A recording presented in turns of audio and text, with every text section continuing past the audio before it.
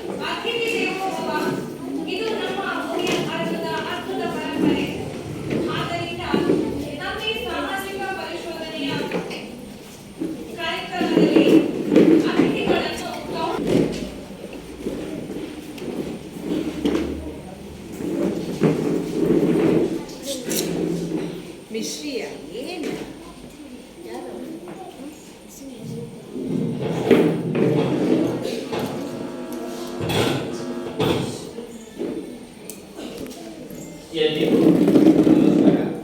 ಇವತ್ತಿಗೆ ಸಮಗ್ರ ಶಿಕ್ಷಣ ಯೋಜನೆಯಡಿ ಸಾಮಾಜಿಕ ಪರಿಶೋಧನೆ ಇದನ್ನು ನಡೆಸಲಿಕ್ಕೆ ತಾಲೂಕು ಮಟ್ಟದಿಂದ ನಮ್ಮ ಶಾಲೆಗೆ ಆಗಮಿಸಿದ್ದಾರೆ. ಸಾಮಾಜಿಕ ಪರಿಶೋಧನಾ ತಾಲೂಕು ಕಾರ್ಯಕ್ರಮದ ವ್ಯವಸ್ಥಾಪಕರಾಗಿರುವಂತಹ ಶ್ರೀಯುತ ಹರೀಶ್ ಜಿ ಅವರು ನಮ್ಮೊಂದಿಗಿದ್ದಾರೆ. ಅವರಿಗೆ ನಮ್ಮ ಶಾಲಾ ಸಮಿತಿ ಹಾಗೂ ಅಧ್ಯಾಪಕರ ಪರವಾಗಿ ವಿದ್ಯಾರ್ಥಿಗಳ ಪರವಾಗಿ ತುಂಬ ಸ್ವಾಗತ ಬಯಸ್ತೇನೆ.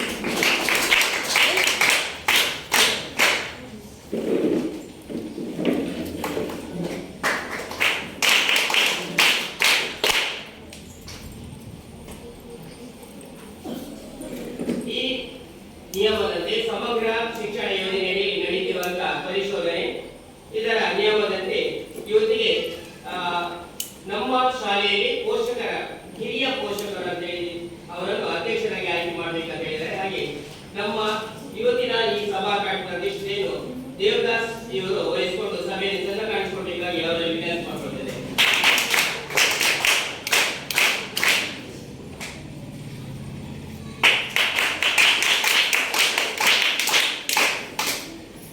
ಹಾಗೆಯೇ ಇವತ್ತಿನ ಈ ಕಾರ್ಯಕ್ರಮಕ್ಕೆ ನಮ್ಮ ಶಾಲಾ ಸಮಿತಿ ಅಧ್ಯಕ್ಷರಾಗಿರುವಂತಹ ಶ್ರೀಯುತ ಭಾಸ್ಕರ್ ಸರ್ ಇದ್ದಾರೆ. ಅವರು ಕೂಡ ಈ ಒಂದು ಸಭೆಗೆ ನಮ್ಮ ನಿಮ್ಮೆಲ್ಲರ ಪರವಾಗಿ ಪ್ರೀತಿಪೂರ್ವಕ ಸ್ವಾಗತವನ್ನು ಬಯಸ್ತೇನೆ.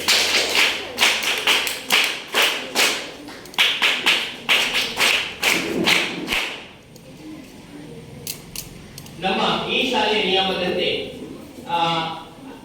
ಪುರುಷರಿಗೆ ಮತ್ತು ಮಹಿಳೆಯರಿಗೆ ಸಮಾನ ಅವಕಾಶ. ಹಾಗೆ ನಿಮ್ಮೆಲ್ಲ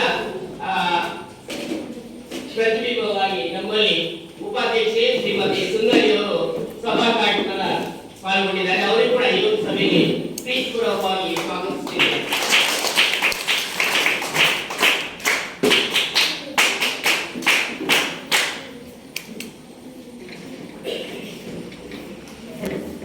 ಹಾಗೆಯೇ ಪರೀಕ್ಷೆ ಬಂದಿರುವಂತಹ ಶ್ರೀಮತಿ ಸವಿತಾ ಗ್ರಾಮ ಸಂಪೂರ್ಣ ವ್ಯಕ್ತಿ ಇವರು ಕೂಡ ಈ ಒಂದು ಸಭೆಗೆ ಬಂದು ನಮ್ಮ ಗೌರವವನ್ನು ಸ್ವೀಕರಿಸಬೇಕಾಗಿ ವಿನಂತಿಸಿಕೊಂಡಿದೆ.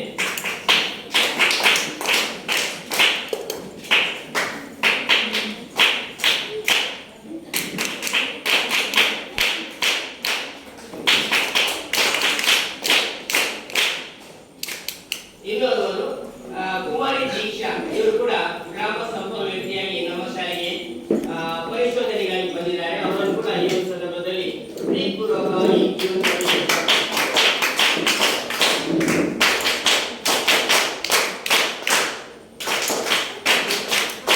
ಬಂದಿರುವಂತಹ ನಮ್ಮ ಪೋಷಕರು ಅನಿವಾರ್ಯ ಕಾರಣಗಳಿಂದ ಕೆಲವರು ಬರಲಿಲ್ಲ. ಬಂದವರಿಗೆ ನಮ್ಮ ಈ ಅಧ್ಯಾಪಕರಿಂದ ಹಾಗೂ ಸಾಮಾಜಿಕ ಪರಿಶೋಧನಾ ಈ ಒಂದು ಸಭೆಗೆ ಪೋಷಕರೆಲ್ಲರನ್ನು ಶಾಲಾ ಸಮಿತಿಯ ಸರ್ವ ಸದಸ್ಯರನ್ನು ಪೋಷಕರನ್ನು ಪ್ರೀತಿಪೂರ್ವಕವಾಗಿ ಈ ಒಂದು ಸಭೆಗೆ ಸ್ವಾಗತಿಸುತ್ತಿದ್ದೇನೆ. ನಮ್ಮ ಶಾಲೆಯ ಅಧ್ಯಾಪಕರವರಿಗೆ ಕೂಡ ಪ್ರೀತಿಪೂರ್ವಕ ಸಭೆಗೆ ಸ್ವಾಗತಿಸುತ್ತೇವೆ.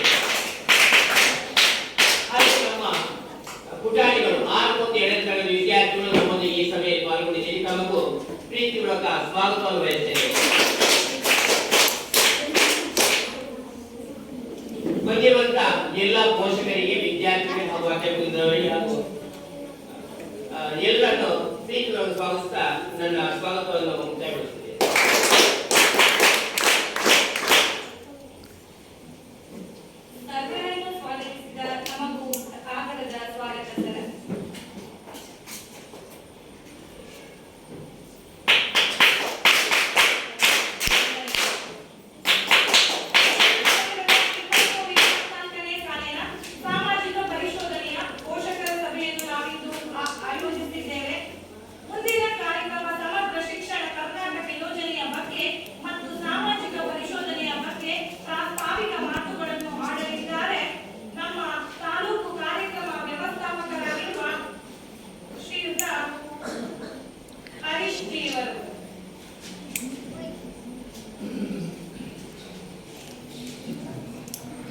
ಎಲ್ಲರಿಗೂ ಬೆಳಗಿನ ಶುಭ ನಮನಗಳು. ಇವತ್ತು ಬಹುಶಃ ಪೋಷಕರಿಗೆ ಮತ್ತು ಶಾಲೆಗೆ ಸಂಬಂಧಪಟ್ಟಾಗಿ ಕೂಡ ಈ ಒಂದು ಹೊಸ ವಿಷಯ ಅಂದ್ರೆ ಸಾಮಾಜಿಕ ಪರಿಶೋಧನೆ ಅನ್ನೋ ಒಂದು ಪರಿಕಲ್ಪನೆ ಶಾಲೆಗೆ ಶಾಲಾ ವ್ಯಾಪ್ತಿಗೆ ಒಳಪಟ್ಟಿಲ್ಲ. ಆದ್ರೆ ವರ್ಷದಿಂದ ಅದು ಶಾಲೆಗಳಿಗೂ ಕೂಡ ಅದೊಂದು ವಿಚಾರವನ್ನು ಹಮ್ಮಿಕೊಂಡಿದೆ. ಸೊ ಆ ಒಂದು ನಿಟ್ಟಿನಲ್ಲಿ ಇವಾಗ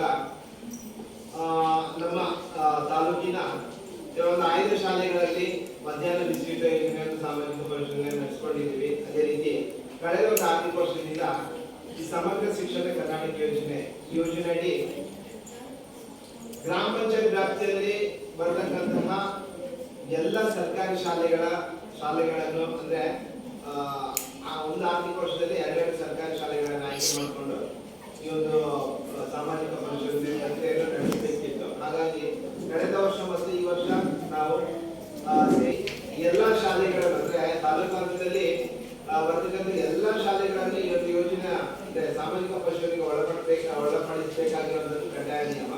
ನಾವು ನಿಟ್ಟಿನಲ್ಲಿ ಇವತ್ತು ಈ ಹಿಂದೆ ಈ ಒಂದು ಸಾಮಾಜಿಕ ಪರಿಶೀಲನೆ ಈ ಶಾಲೆಯಲ್ಲಿ ನಡೆಸಬೇಕಿತ್ತು. ಕಾರಣಗಳಿಂದ ನಮ್ಮ ಮುಖ್ಯೋಪಾಧ್ಯಾಯರ ಕೋರಿಕೆ ಮೇರೆಗೆ ಅದನ್ನು ಮುಂದೂಡಲ್ಪಟ್ಟಿತ್ತು. ಸೊ ಮುಂದೂಡಿದ ಇವತ್ತು ದಿನಾಂಕದಂದು ಮತ್ತೊಮ್ಮೆ ದಿನಾಂಕ ನಿಗದಿ ಮಾಡಿ ಶಾಲೆಯಲ್ಲಿ ಕಳೆದ 3 ದಿನಗಳಲ್ಲಿ ಈ ಒಂದು ಪ್ರಕ್ರಿಯೆಯನ್ನು ನಡೆಸಿದ್ದೇವೆ. ಇವತ್ತಿನ ಈ ಒಂದು ಸಭೆಯ ಪೋಷಕರ ಸಭೆಯ ಸಭಾಧ್ಯಕ್ಷತೆಯನ್ನು ವಹಿಸಿಕೊಂಡಿರುವಂತಹ ಈ ಒಂದು ಪೋಷಕರಲ್ಲೇ ಒಬ್ಬರಾಗಿರುವಂತಹ ಶ್ರೀಧರ್ ದೇವದಾಸ್ ಅವರೇ, ಅದೇ ರೀತಿ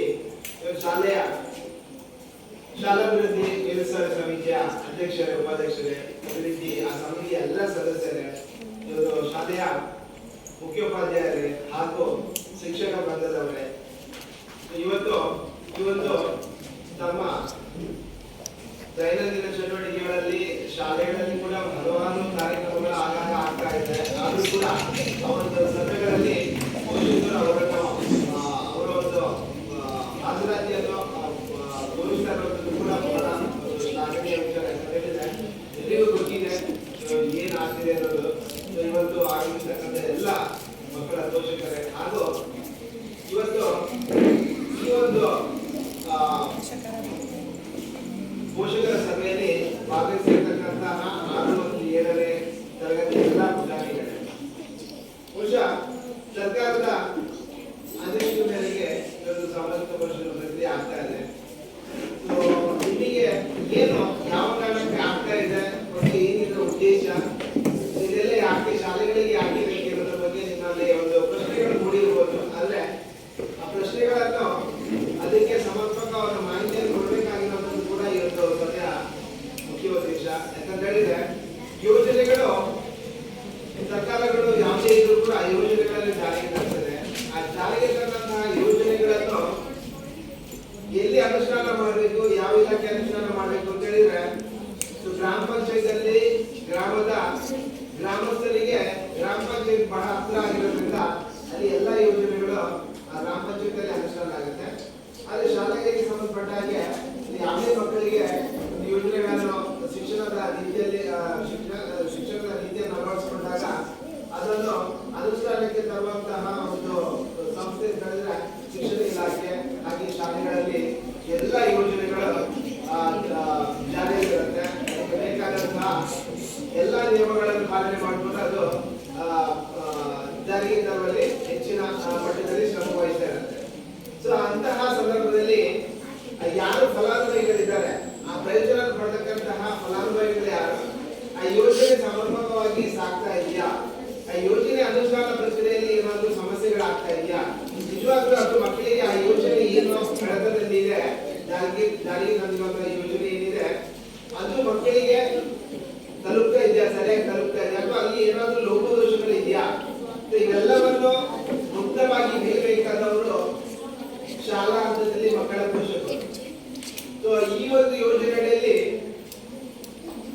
ಶಾಲೆಯಲ್ಲಿ ಮಕ್ಕಳು, ಪೋಷಕರು ಮತ್ತು ಶಿಕ್ಷಕರು ಈ 3ರ ಕೊಡುಗೆ ಬಹಳ ದೊಡ್ಡದು ಇರುವಂತದ್ದು. ಈ 3ರಿಗೆ ಯೋಜನೆಗಳ ಬಗ್ಗೆ ಎಷ್ಟು ಮಟ್ಟಿಗೆ ಮಾಹಿತಿ ಇದೆ ಮತ್ತು ಆ ಯೋಜನೆಗಳು ಎಷ್ಟು ಮಟ್ಟಿಗೆ ಅನುಷ್ಠಾನ ಆಗ್ತಾ ಇದೆ ಅನ್ನೋದ್ರ ಬಗ್ಗೆ ಒಂದು ಕೂಲಂಕುಷವಾಗಿ ಅದನ್ನು ಪರಿಶೀಲನೆ ಮಾಡಿ ಅದನ್ನು ಸರ್ಕಾರಕ್ಕೆ ವರದಿ ಕೊಡಬೇಕಿದೆ. ಆ ಸರ್ಕಾರಕ್ಕೆ ವರದಿ ಕೊಟ್ಟಾಗ ಏನಾಗುತ್ತೆ, ಅದು ಮುಂದೆ ಆ ಒಂದು ಯೋಜನೆ ಅಡಿಯಲ್ಲಿ ಏನಾದರೂ ಬದಲಾವಣೆಗಳನ್ನು ನಾವು ಮಾಡ್ಕೋಬೇಕು ಅಂತಿದ್ರೆ ಯಾವ ರೀತಿ ಬದಲಾವಣೆಗಳನ್ನು ಮಾಡ್ಕೋಬಹುದು, ಜಾರಿಗೆ ತರಬಹುದು ಎನ್ನುವುದರ ಬಗ್ಗೆ ಸರ್ಕಾರಕ್ಕೆ ಒಂದು ತೀರ್ಮಾನ ತಗೊಳ್ಳಿಕ್ಕೆ ಅನುಕೂಲ ಆಗುತ್ತೆ. ಆ ಒಂದು ನಿಟ್ಟಿನಲ್ಲಿ ಸಾಮಾಜಿಕ ಪರಿಶೀಲನಾ ಪರಿಕಲ್ಪನೆಯನ್ನು ಶಿಕ್ಷಣ ಇಲಾಖೆಯೂ ಕೂಡ ಅದನ್ನು ಪರಿಶೀಲಿಸಿ ಈ ಒಂದು ಹಂತದಲ್ಲಿ ಸಾಮಾಜಿಕ ಪರಿಶೋಧನಾ ನಿರ್ದೇಶನಾಲಯಕ್ಕೆ ಒಂದು ಮಾತ್ರ ಜವಾಬ್ದಾರಿಯನ್ನು ಕೊಟ್ಟು ನಮ್ಮಿಂದ ಈ ಒಂದು ವರದಿಯನ್ನು ಸರ್ಕಾರ ಪಡೀತಾ ಇದೆ. ಇದು ಜಿಲ್ಲೆಯಲ್ಲಿ ನಮ್ಮ ಜಿಲ್ಲೆಯಲ್ಲಿ ಎಲ್ಲ ಶಾಲೆಗಳಲ್ಲಿ ಆಗ್ತಾ ಇದೆ. ಅದೇ ರೀತಿ ರಾಜ್ಯದ ಎಲ್ಲ ಜಿಲ್ಲೆಗಳಲ್ಲಿ ಈ ಮಟ್ಟದ ಒಂದು ಪ್ರಕ್ರಿಯೆ ಆಗ್ತಾ ಇದೆ. ಅವಾಗ ಏನಾಗಿದೆ ಅಂತ ಹೇಳಿದ್ರೆ ಎಲ್ಲ ಕಡೆಗಳಲ್ಲಿ ವರದಿಗಳು ಬಂದು ಸರ್ಕಾರವನ್ನು ತಲುಪಿದಾಗ ಅಲ್ಲಿ ಸರ್ಕಾರ ನಿಜವಾಗ್ಲೂ ಇದನ್ನು ಯಾವ ರೀತಿಯಲ್ಲಿ ಮುಂದೆ ಬದಲಾವಣೆಗಳನ್ನು ಮಾಡಿಕೊಂಡು ಮುಂದಕ್ಕೆ ಕೊಂಡೊಯ್ಯಬಹುದು ಮತ್ತು ಮಕ್ಕಳಿಗೆ ಇನ್ನಷ್ಟು ಪರಿಣಾಮಕಾರಿಗಳನ್ನು ಯಾವ ರೀತಿ ತಲುಪಿಸಬೇಕು ಅನ್ನೋದ್ರ ಬಗ್ಗೆ ಒಂದು ಅಂತಿಮ ತೀರ್ಮಾನಕ್ಕೆ ಬರಲಿಕ್ಕೆ ಸಾಧ್ಯ ಆಗುತ್ತೆ. ಅದು ಆ ಒಂದು ನಿಟ್ಟಿನಲ್ಲಿ ಇದು ನಡೆದಿರುವಂತದ್ದು. ಇನ್ನು ಸಮಗ್ರ ಶಿಕ್ಷಣ ಕರ್ನಾಟಕ ಯೋಜನೆಯಲ್ಲಿ ಏನು ಇದರ ಕಾರ್ಯವ್ಯಾಪ್ತಿ ಯಾವ ತರ ಇದೆ ಎನ್ನುವುದರ ಬಗ್ಗೆ ತಿಳ್ಕೊಳ್ಬೇಕು ಅಂತ ಹೇಳಿದ್ರೆ, ಈ ಸಮಗ್ರ ಶಿಕ್ಷಣ ಕರ್ನಾಟಕ ಯೋಜನೆ ಎನ್ನುವುದು ಹೊಸ ಯೋಜನೆ ಅಲ್ಲ. ಯೋಜನೆ ಹಳತೆ. ಈ ಹಿಂದೆ ಸಮಗ್ರ ಶಿಕ್ಷಾ ಅಭಿಯಾನ, ಸರ್ವ ಶಿಕ್ಷಾ, ರಾಷ್ಟ್ರೀಯ ಮಾಧ್ಯಮಿಕ ಶಿಕ್ಷಾ ಅಭಿಯಾನ ಮತ್ತು ಶಿಕ್ಷಕರ ಶಿಕ್ಷಣ, ಈ ಎಲ್ಲ ಹೆಸರುಗಳಿಂದ ಈ ಹಿಂದೆ ಇದನ್ನು ಕರೆಯಲ್ಪಡ್ತಾ ಇತ್ತು. 2018ರ ನಂತರ ಇದಕ್ಕೊಂದು ಸಮಗ್ರವಾದ ರೂಪವನ್ನು ಕೊಟ್ಟು ಹಲವಾರು ಶಿಕ್ಷಣ ನೀತಿಗಳನ್ನು ತಂದು ಇದು ಇವಾಗಲೂ ಕೂಡ ಕಾರ್ಯಾಚರಣೆ ಆಗ್ತಾ ಇರುವಂತದ್ದು. ಇಲ್ಲಿ ಯಾರು ಫಲಾನುಭವಿಗಳು ಅಂತ ಹೇಳಿದ್ರೆ, ಪ್ರೀ ಸ್ಕೂಲ್ ಇಂದ ಹಿಡಿದು 12ನೇ ತರಗತಿವರೆಗೆ ಯಾರು ಸರ್ಕಾರಿ ಶಾಲೆಯಲ್ಲಿ ಓದ್ತಾರೆ ಅವರು ಇದರ ಫಲಾನುಭವಿಗಳು, ಇದರ ಪ್ರಯೋಜನ ಪಡ್ಕೊಳ್ಳೋರು ನಮ್ಮ ಸರ್ಕಾರಿ ಶಾಲೆಯಲ್ಲಿ ಓದ್ತಕ್ಕಂತಹ ಮಕ್ಕಳು, ಅಂದ್ರೆ 12ನೇ ತರಗತಿವರೆಗೆ ಓದ್ತಕ್ಕಂಥ ಮಕ್ಕಳು. ಇಲ್ಲಿ ಏನ್ ಹೇಳುತ್ತೆ ಯೋಜನೆ, ಇಲ್ಲಿ ಆ ಪ್ರೀ ಸ್ಕೂಲ್ ಇಂದ ಹಿಡಿದು 12ನೇ ತರಗತಿವರೆಗೆ ಓದ್ತಕ್ಕಂಥ ಮಕ್ಕಳಿಗೆ ಎಲ್ರಿಗೂ ಸಮಾನವಾದ ಶಿಕ್ಷಣ ಸಿಗ್ಬೇಕು. ಅದರಲ್ಲಿ ಯಾವ ರೀತಿಯ ತಾರತಮ್ಯ ಇರಬಾರ್ದು. ಆ ಸಮಾನವಾದ ಶಿಕ್ಷಣ ಸಿಗುವುದರ ಜೊತೆಗೆ ಅವರಿಗೆ ಗುಣಮಟ್ಟದ ಶಿಕ್ಷಣ ಕೊಡಬೇಕು. ಆ ಗುಣಮಟ್ಟದ ಶಿಕ್ಷಣ ಕೊಡುವುದರ ಜೊತೆಗೆ ಅವರಿಗೆ ಮುಂದೆ ಅವರ ವೃತ್ತಿ ಜೀವನಕ್ಕೆ ಸಹಕಾರಿಯಾಗುವಂತಹ ಒಂದು ವೃತ್ತಿ ಶಿಕ್ಷಣವನ್ನು ಕೂಡ ಈ ಒಂದು ಹಂತದಲ್ಲಿ ಕೊಡಬೇಕೆಂದು ಕೂಡ ಈ ಒಂದು ಯೋಜನೆಯಲ್ಲಿ ಅಳವಡಿಸಿಕೊಂಡಿರುವಂತದ್ದು. ಅಲ್ಲಿ ಯಾವುದೇ ರೀತಿಯ ಒಂದು ಲಿಂಗ ತಾರತಮ್ಯ ಇಲ್ಲ, ಜಾತಿ ಭೇದವಿಲ್ಲದೆ ಎಲ್ರಿಗೂ ಸಮಾನವಾದ ಶಿಕ್ಷಣವನ್ನು ಕೊಡಬೇಕೆನ್ನುವುದು ಇದರ ಮುಖ್ಯ ಉದ್ದೇಶ. ಅವಾಗ ಏನಾಗುತ್ತೆ, ಎಲ್ಲರಿಗೆ ಶಿಕ್ಷಣ ಸಮಾನವಾದ ಗುಣಮಟ್ಟದ ಶಿಕ್ಷಣ ಸಿಕ್ಕಾಗ ಅದು ತನ್ನಿಂದಾನೆ ಅವರ ಒಂದು ಕಲಿಕೆಯಲ್ಲಿ ಒಂದು ಒಳ್ಳೆಯ ಬೆಳವಣಿಗೆಯನ್ನು ಸೂಚಿಸುತ್ತೆ. ಆ ಕಲಿಕೆ ಯಾವ ರೀತಿ ಇರುತ್ತೆ ಅಂತ ಹೇಳಿದ್ರೆ, ಮುಂದೆ ಅವರು ಕಲಿತಂತ ಶಾಲೆಗೆ ಅಥವಾ ಒಳ್ಳೆಯ ಫಲಿತಾಂಶವನ್ನು ನಿರೀಕ್ಷಿಸಿ ಅವರನ್ನು ಕಲಿತಂತ ಶಾಲೆಯ ಒಂದು ಹೆಸರನ್ನು ಕೂಡ ಬೆಳಗುವುದರಲ್ಲಿ ಯಾವುದೇ ರೀತಿಯ ಅತಿಶಯಕ್ತಿ ಅದರಲ್ಲಿ ಕಂಡುಬರಲ್ಲ. ಹಾಗಾಗಿ ಅಷ್ಟರ ಮಟ್ಟಿಗೆ ಅದನ್ನು ವಿನ್ಯಾಸಗೊಳಿಸಿ ಅದನ್ನು ಕಾರ್ಯರೂಪಕ್ಕೆ ತರಲಿಕ್ಕೆ ತಳಮಟ್ಟದಿಂದ ಯೋಜನೆಗಳಲ್ಲಿ ಪ್ರಯತ್ನ ಸಾಗ್ತಾ ಇದೆ.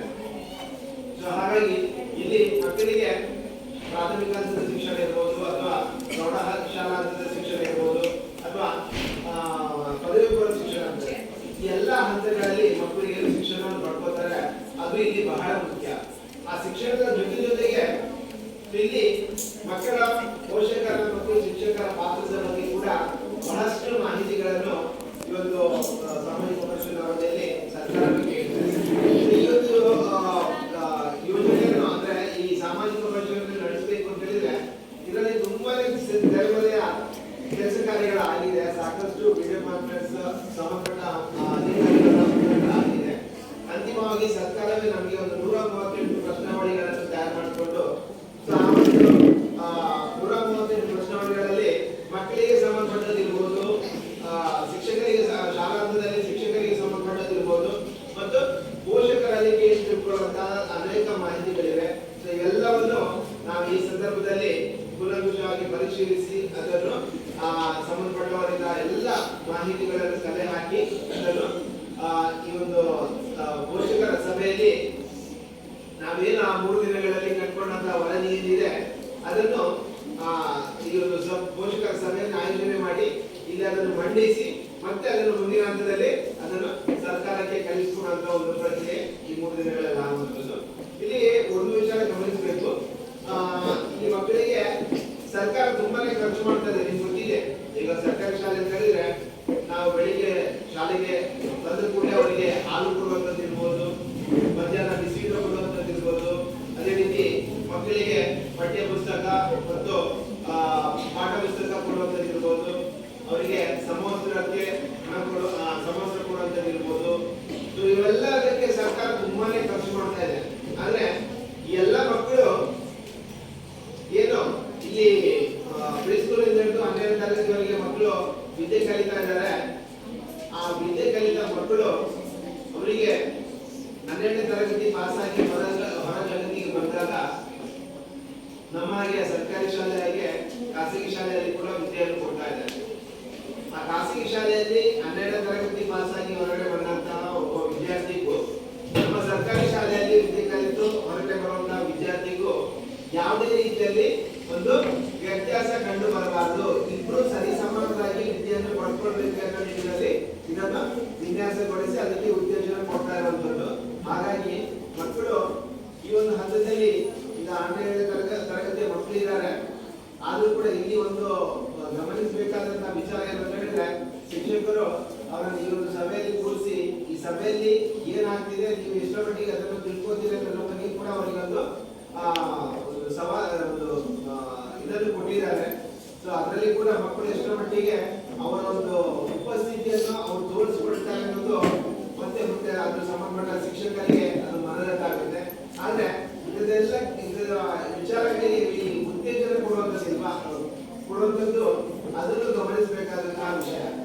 ಸೊ ನಾನು ಅಲ್ಲಿ ಹೇಳಿದಾಗೆ ಸರ್ಕಾರ ತುಂಬಾನೇ ಮಕ್ಕಳಿಗೆ ಖರ್ಚು ಮಾಡ್ತಾ ಇದೆ. ಆದ್ರೆ ಸರ್ಕಾರ ಇನ್ ರಿಟರ್ನ್ ಆಗಿ ವಾಪಸ್ ಏನು ನಿರೀಕ್ಷೆ ಮಾಡುತ್ತೆ ಅಂತ ಹೇಳಿದ್ರೆ, ಸರ್ಕಾರ ನಿರೀಕ್ಷೆ ಮಾಡೋದು ಇಷ್ಟೇ, ನಮ್ಮ ಸರ್ಕಾರಿ ಶಾಲೆಯ ಮಕ್ಕಳು 12ನೇ ತರಗತಿ ಪಾಸ್ ಆಗಿ ಮುಂದೆ ಅವರ ಏನು ವೃತ್ತಿ ಜೀವನವನ್ನು ಆಯ್ಕೆ ಮಾಡಿಕೊಳ್ಳುವಂತಹ ಸಂದರ್ಭ ಬಂದಾಗ ಯಾವುದೇ ರೀತಿಯಲ್ಲಿ ಅವರು ಹಿಂಜರಿಯದೆ ಅವರ ಏನು ಮುಂದಿನ ಜೀವನವನ್ನು ಅವರು ಯಾವ ರೀತಿ ಆಯ್ಕೆ ಮಾಡ್ಕೊಳ್ತಾರೆ, ಅದರಲ್ಲಿ ಅವರು ಸಫಲರಾಗಿ ಒಂದು ಒಳ್ಳೆಯ ಹುದ್ದೆಯನ್ನು ಅಲಂಕರಿಸಿ ಅವರ ಜೀವನವನ್ನು ನಿರ್ವಹಿಸಲಿಕ್ಕೆ ಅವರು ಸಮರ್ಥರಿರಬೇಕು ಅನ್ನೋದನ್ನು ಮಾತ್ರ ಸರ್ಕಾರ ಬಯಸುತ್ತೆ. ಅಲ್ಲದೆ ಅವರು ಯಾವುದೇ ರೀತಿಯಲ್ಲಿ ಸರ್ಕಾರಕ್ಕೆ ಸಮಾಜಕ್ಕೆ ಹೊರೆಯಾಗಿ ಬದುಕುವಾಗಿರುವುದನ್ನು ಅವರು ಕೂಡ ಸರ್ಕಾರ ನಿರೀಕ್ಷೆ ಮಾಡುತ್ತೆ. ಎರಡನ್ನೂ ನಿರೀಕ್ಷೆ ಮಾಡುತ್ತೆ. ಅದರಿಂದ ಮಕ್ಕಳ ಒಂದು ಜವಾಬ್ದಾರಿ ಯಾವ ರೀತಿ ಎಲ್ಲಿಗೆ ಸಾಗಬೇಕು, ನನ್ನ ಮಕ್ಕಳು ಇಂಥ ಒಂದು ಎಲ್ಲಿಗೂ ಆಸೆ ಆಕಾಂಕ್ಷೆಗಳು ಇರುವಂತದ್ದು ಸಹಜ. ಪೋಷಕರಾಗಿ ನಮ್ಮ ಮಕ್ಕಳು ವಿದ್ಯೆ ಕಲಿತು ಒಂದು ಒಳ್ಳೆಯ ಹುದ್ದೆಯನ್ನು ಅಲಂಕರಿಸಬೇಕೆನ್ನುವುದು ಎಲ್ಲ ಒಂದು ಬಯಕೆ ಆಗಿರುತ್ತೆ. ಆದ್ರೆ ಆ ಬಯಕೆಯನ್ನು ನಾವು ಯಾವ ರೀತಿ ಈಡೇರಿಸ್ತಾ ಇದ್ದೀವಿ ಇವತ್ತಿನ ಸಂದರ್ಭದಲ್ಲಿ ಅದು ಕೂಡ ಬಹಳ ಮುಖ್ಯ ಆಗುತ್ತೆ. ಸೊ ಹಾಗಾಗಿ ಇಲ್ಲಿ ಯೋಜನೆಗೆ ಸೀಮಿತವಾಗಿ ಮಾತಾಡಬೇಕು ಅಂತ ಹೇಳಿದ್ರೆ, ಇಲ್ಲಿ ಶಾಲೆಗೆ ಸಂಬಂಧಪಟ್ಟ ಹಾಗೆ ಮೂಲಭೂತ ಸೌಕರ್ಯಗಳು ಯಾವ ರೀತಿ ಇದೆ ಶಾಲೆಯಲ್ಲಿ, ಮತ್ತೆ ವಿದ್ಯುತ್ ಸಂಪರ್ಕ ಯಾವ ರೀತಿ ಇದೆ, ಅದು ನಮ್ಮ ಒಂದು ಮಕ್ಕಳಿಗೆ ಯಾವ ರೀತಿ ಅಪಾಯಕಾರಿಯಾಗಿ ಇದೆಯಾ ಇಲ್ವಾ, ಇದೆಲ್ಲವನ್ನು ಕೂಡ ಸರ್ಕಾರ ಅವರಿಗೆ ಕೇಳ್ತಾ ಇದೆ. ಅದೇ ರೀತಿ ಪಾಠ ಪ್ರವಚನಗಳಲ್ಲಿ ಅವರಿಗೆ ಕಲಿಕೆಗೆ ಉಪಯೋಗ ಮಾಡುವಂತಹ ಎಲ್ಲ ಸವಲತ್ತುಗಳನ್ನು ಅವರು ಬಳಕೆ ಮಾಡ್ತಾ ಇದ್ದಾರೆ. ಸೊ ಅವರಿಗೆ ಸರಿಯಾದ ಒಂದು ಏನು ಗ್ರಂಥಾಲಯ ಇದೆಯಾ, ಅಲ್ಲಿ ಬುಕ್ಸ್ಗಳಿದೆಯಾ, ಅಥವಾ ಲ್ಯಾಬ್ರೇಟರಿ ಇದೆಯಾ, ಸೊ ಡಿಜಿಟಲ್ ಮಾಧ್ಯಮಗಳನ್ನು ಎಷ್ಟು ಮಟ್ಟಿಗೆ ಅವರು ಬಳಸ್ತಾ ಇದ್ದಾರೆ, ಎಷ್ಟೋ ಡಿಜಿಟಲ್ ಮಾಧ್ಯಮಗಳಿವೆ, ಇವೆಲ್ಲವನ್ನು ವರದಿ ಮುಖಾಂತರ ಕೇಳ್ತಾ ಇದ್ದಾರೆ. ಏನು ನಾವು ಶಾಲೆಗಳಿಗೆ ಭೇಟಿ ಕೊಟ್ಟಾಗ ಆ ಮೂಲಭೂತ ಸೌಕರ್ಯ ಯಾವ ರೀತಿ ಇದೆ, ಸೊ ಅದೆಲ್ಲವನ್ನು ನಾವು ಪರಿಶೀಲನೆ ಮಾಡಿ ಅದನ್ನು ನೇರವಾಗಿ ವರದಿ ಮುಖಾಂತರ ದಾಖಲೆ ಮಾಡ್ಕೊಳ್ತೀವಿ. ಮತ್ತೆ ಶಾಲೆಗಳಿಗೆ ತರಗತಿಗಳಿಗೆ ಭೇಟಿ ಕೊಟ್ಟು ಆ ಮಕ್ಕಳ ಒಂದು ಬುದ್ಧಿಮತ್ತೆಯನ್ನು ಕೂಡ ನಾವು ಅಡಿತಕ್ಕಂಥ ಒಂದು ಪ್ರಯತ್ನ ಕೂಡ ಆಗುತ್ತೆ. ಅಂದ್ರೆ ಇಲ್ಲಿ ಶಾಲೆಯಲ್ಲಿ ಶಿಕ್ಷಕರು ಪಠ್ಯದ ವಿಚಾರಗಳಿಗೆ ಅವರು ಶಿಕ್ಷಕರಿದ್ದಾರೆ, ಅವರು ಪಠ್ಯದ ವಿಚಾರಗಳನ್ನು ಮಕ್ಕಳಿಗೆ ಬೋಧಿಸ್ತಾರೆ. ಆದ್ರೆ ಮಕ್ಕಳ ತರಗತಿಗೆ ಭೇಟಿ ಕೊಟ್ಟು ಅವರ ಒಂದು ಬುದ್ಧಿಮತ್ತೆಯನ್ನು ಅಳೆಯುವಂತ ಒಂದು ಚಿಕ್ಕ ಪ್ರಯತ್ನ ಮಾಡ್ತಾರೆ. ಅಂದ್ರೆ ಅವರಲ್ಲಿ ಅವರಿಗೆ ಒಂದು ಅವಕಾಶಗಳನ್ನು ಕೊಟ್ಟು ಅವರಲ್ಲಿ ಯಾವ ರೀತಿಯ ಒಂದು ಪ್ರತಿಭೆ ಇದೆ, ಆ ಪ್ರತಿಭೆಗಳನ್ನು ಅವರು ಹೊರಗೆ ತೆಗೆಯುವಂತ ಒಂದು ರೀತಿ, ಮತ್ತೆ ಅವರ ಒಂದು ಬಾಡಿ ಲೆವೆಲ್, ಅವರಲ್ಲಿ ಕಾನ್ಫಿಡೆನ್ಸ್ ಎಷ್ಟರ ಮಟ್ಟಿಗೆ ಇದೆ, ಸೊ ಅವರನ್ನು ಅವರು ತೊಡಗಿಸಿಕೊಳ್ಳುವ ರೀತಿ, ಒಂದು ಪ್ರೆಸೆಂಟ್ ಮಾಡುವ ರೀತಿ, ಎಲ್ಲವೂ ನಾವು ಒಂದು ಹಂತದಲ್ಲಿ ಗಮನಿಸತಕ್ಕಂತಹ ವಿಷಯಗಳು. ಸೊ ಮಕ್ಕಳನ್ನು ಮಕ್ಕಳ ತರಗತಿಗೆ ಭೇಟಿ ಮಾಡಿ ಅದನ್ನು ಕೂಡ ಪರಿಶೀಲನೆ ಮಾಡ್ತೇವೆ. ಸೊ ಅದರ ನಂತರ ಈ ಒಂದು ಯೋಜನೆಗೆ ಏನು ಅನುದಾನಗಳು ಬಿಡುಗಡೆ ಆಗುತ್ತೆ, ಆ ಅನುದಾನಗಳು ಬಿಡುಗಡೆ ಆಗಿರೋದಕ್ಕೂ ಮತ್ತು ಖರ್ಚು ಮಾಡಿರೋದಕ್ಕೂ